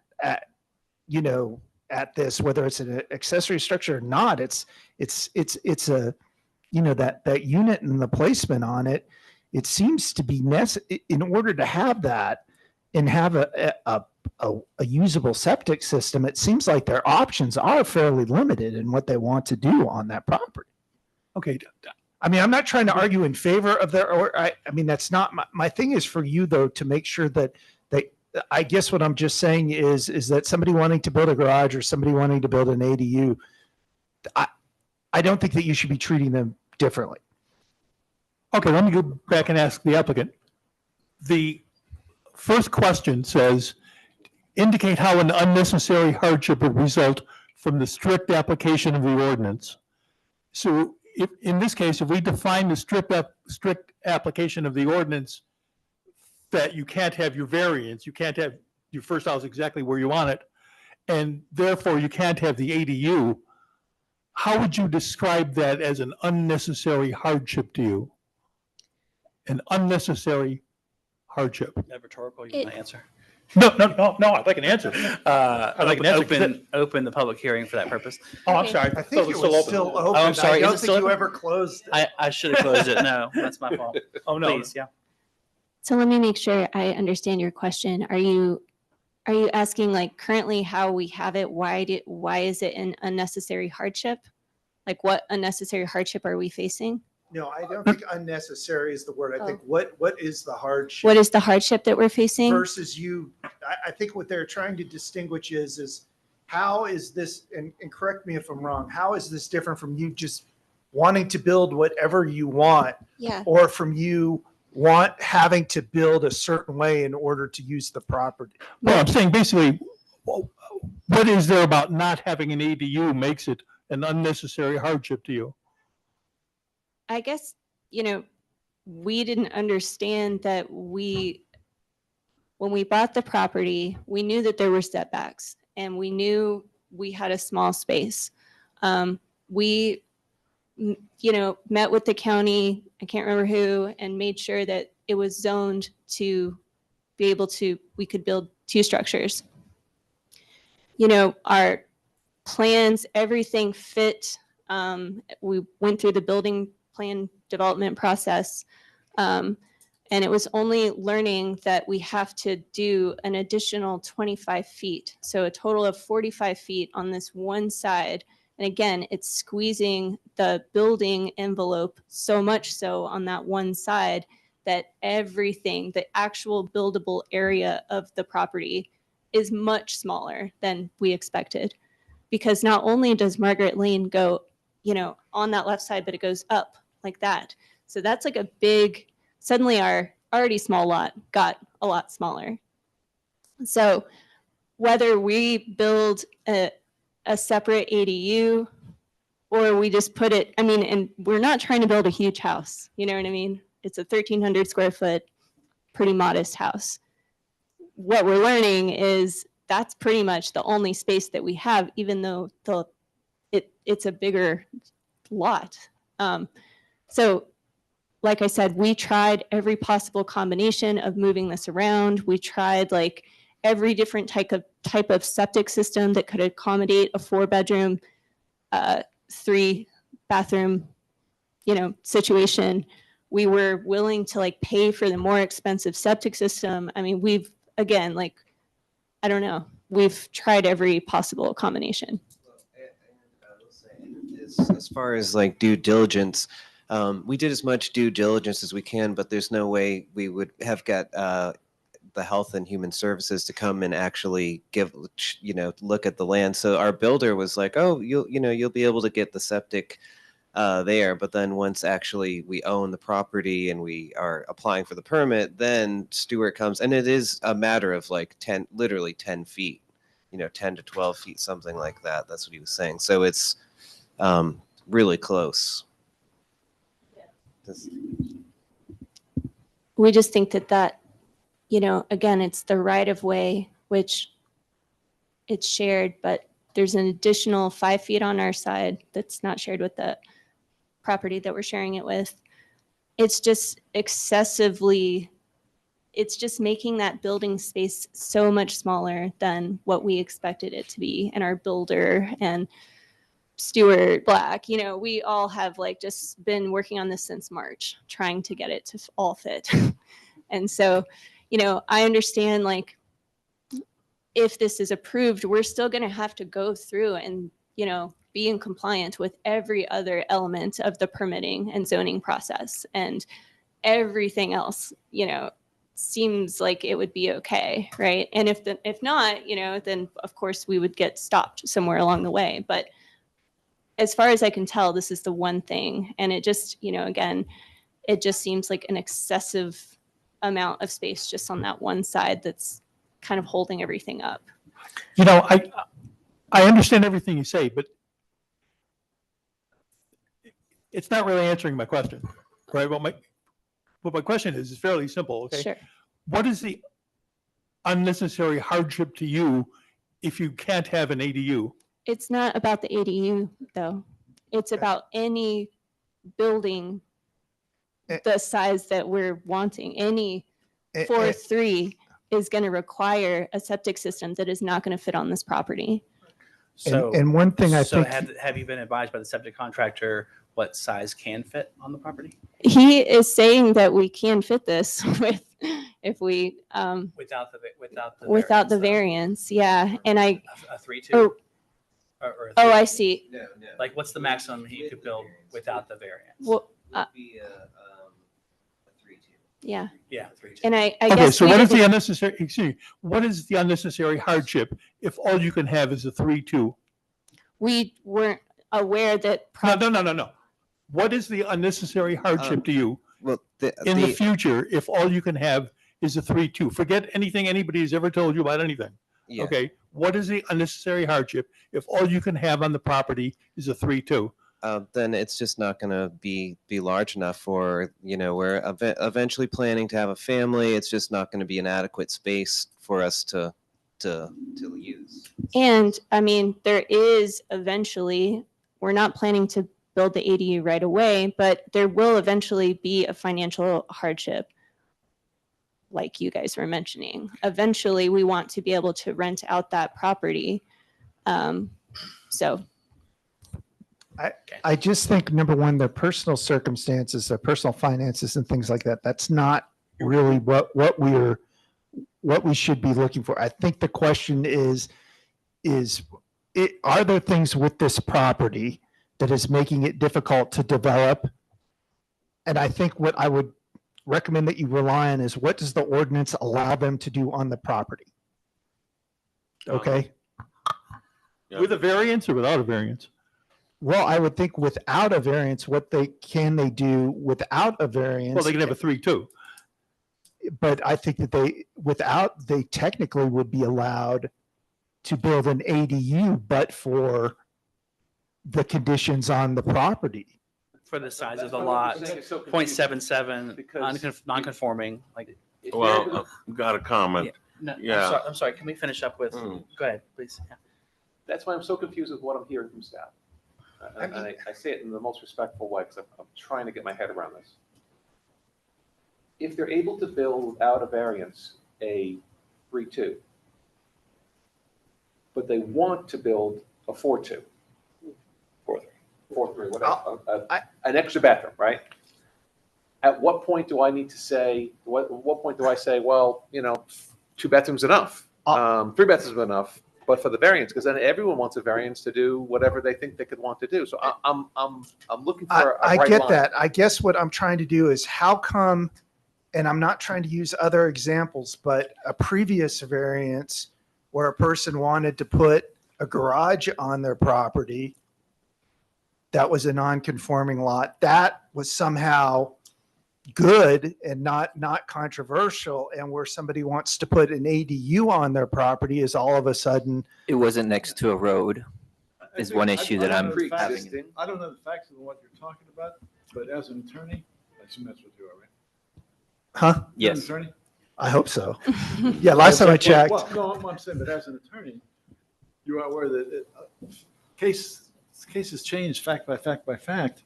And so because you have one that you granted, whatever the circumstance. Well, I'm just trying to make sure that we are being consistent, because I think that one of the big problems is that, when people get treated differently Sure. in similar situations, and unless that we can clearly justify why that is, that And in your example. So in that ahead. example, Yeah, please go ahead. in that example, you had a pre-existing shed that was on 4 lot lines in a community that had these multiple sheds all on or exceeding those lot lines. And he was looking to build back to the same standard of it being on lot line and all pre-existing. he was Here- building a new structure that was larger than what the pre-existing structure was. He was, the variance he asked for was not the size of the building, was whether he can build on lot line or not. Was the location of the building, which I think is very similar to this. It's not what they're building or how large they're building, it's the location of it. And they're asking it to be, with this right away. And I don't know. Yeah, I think rebuilding on that logic, rebuilding the garage that was pre-existing, no matter what size it was, versus having a blank. Well, it wasn't pre-existing. That garage was There was a gone. garage. That garage was taken down. I mean, there was no pre-existing It was taken footprint or down right. with They the- had no right to rebuild anything. It was, no, he didn't have a right to rebuild it, but it was existed before, and he took it down, planning to rebuild it. And he started to rebuild it, and then was So if required to I take may, down what he if I built. may just quickly interject, hopefully this will provide clarity. I can't speak to the previous one, only to the point of, I don't know the intent of rebuilding. Am I allowed to speak on the previous one, Eddie? Okay. I mean, we're already there. We're there. So on the previous one, before they came before the board, their intent was not to rebuild. Their zoning permit was not to rebuild a whole new building. They tore it down. When you tear it down, you lose your nonconformity. So on that one particular, you're looking at it as a brand new lot. It is a new lot. Can you put this garage on here as proposed? Now, to With a make the house. argument of the type of bedrooms on this, on the previous one, they could have built a smaller garage and they could have met setbacks and they wouldn't be here before a variance. So it'd be saying the same argument, can he build a smaller garage? Can he do what you want with that? I'm just saying that we do need to treat it the same as they could have built a garage to a certain standard, possibly to meet setbacks. But the variance was granted. Huh?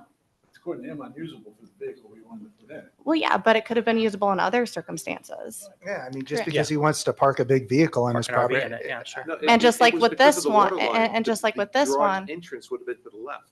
You can't rebuild over that water line. That garage was built over And a I water think, line. and I think it's hard, well, not only set aside, should we be talking about it, that there's an existing house in the other example with, so it's just totally, it's totally different to me. I mean, will that's- say though that they could build this house, meet standards, then come back here and ask for the same thing years down the road, from my I understanding. think that's the key question is if they came before us, and thank you, they came before us with a house already existing and said, hey, I want to put up a garage. I need a garage for the kids' toys to play in and play music like we just heard earlier today. Just farmer people or these people? This lot here. This lot. applicant, The house is already built, they built it to conformity, so on and so forth, but they want to build a shed. With a bathroom. Forget about what they're using it for, right? They want to build a shed. Would we give them a variance to build a shed? That's really what the question is. No, they want to build the shed in a position that is in violation of the setbacks and all. They want to put it across the line. They want to put it across the line of the right-of-way, not the setbacks. It's within setbacks, but now it's the right-of-way setbacks that's really triggering this problem. Does that make it different, the fact that it's the road right-of-way as opposed to the setback right-of-way?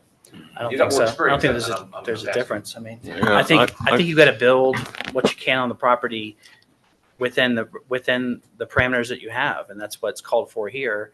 That we're trying to find a solution to push the envelope further when it doesn't fit because of these conditions. Yeah. Yeah, I've got a comment, not to be flip. I think the hardship was created by the county when they zoned this R2. They zoned this R2. Zoned R1, excuse me. What's that? R1, It is excuse me. Okay, so the accessory dwelling could go in there. The property is zoned R1, and R1 and R2 accessory, 2 units are allowed per lot of record by right. 2 units. Mhm. Okay. Now, does that, could they both be where you have residents living in them? Well, an accessory dwelling unit is a dwelling unit. Yeah, okay. So the zoning, you could do this, even though way the land is set up, basically, unless they got the variance, it's not feasible to do this. Additionally, from my understanding, this lot was created prior to this, prior to zoning and prior to the steep slope ordinance. And now zoning is in play as well as another overlay that's even more restrictive. You mentioned something about a motion. Is such thing as a trial, non-binding, let's just find out where everybody is, motion, a straw poll? I think you could do a tentative straw poll and possibly give the applicant the ability to continue this should they.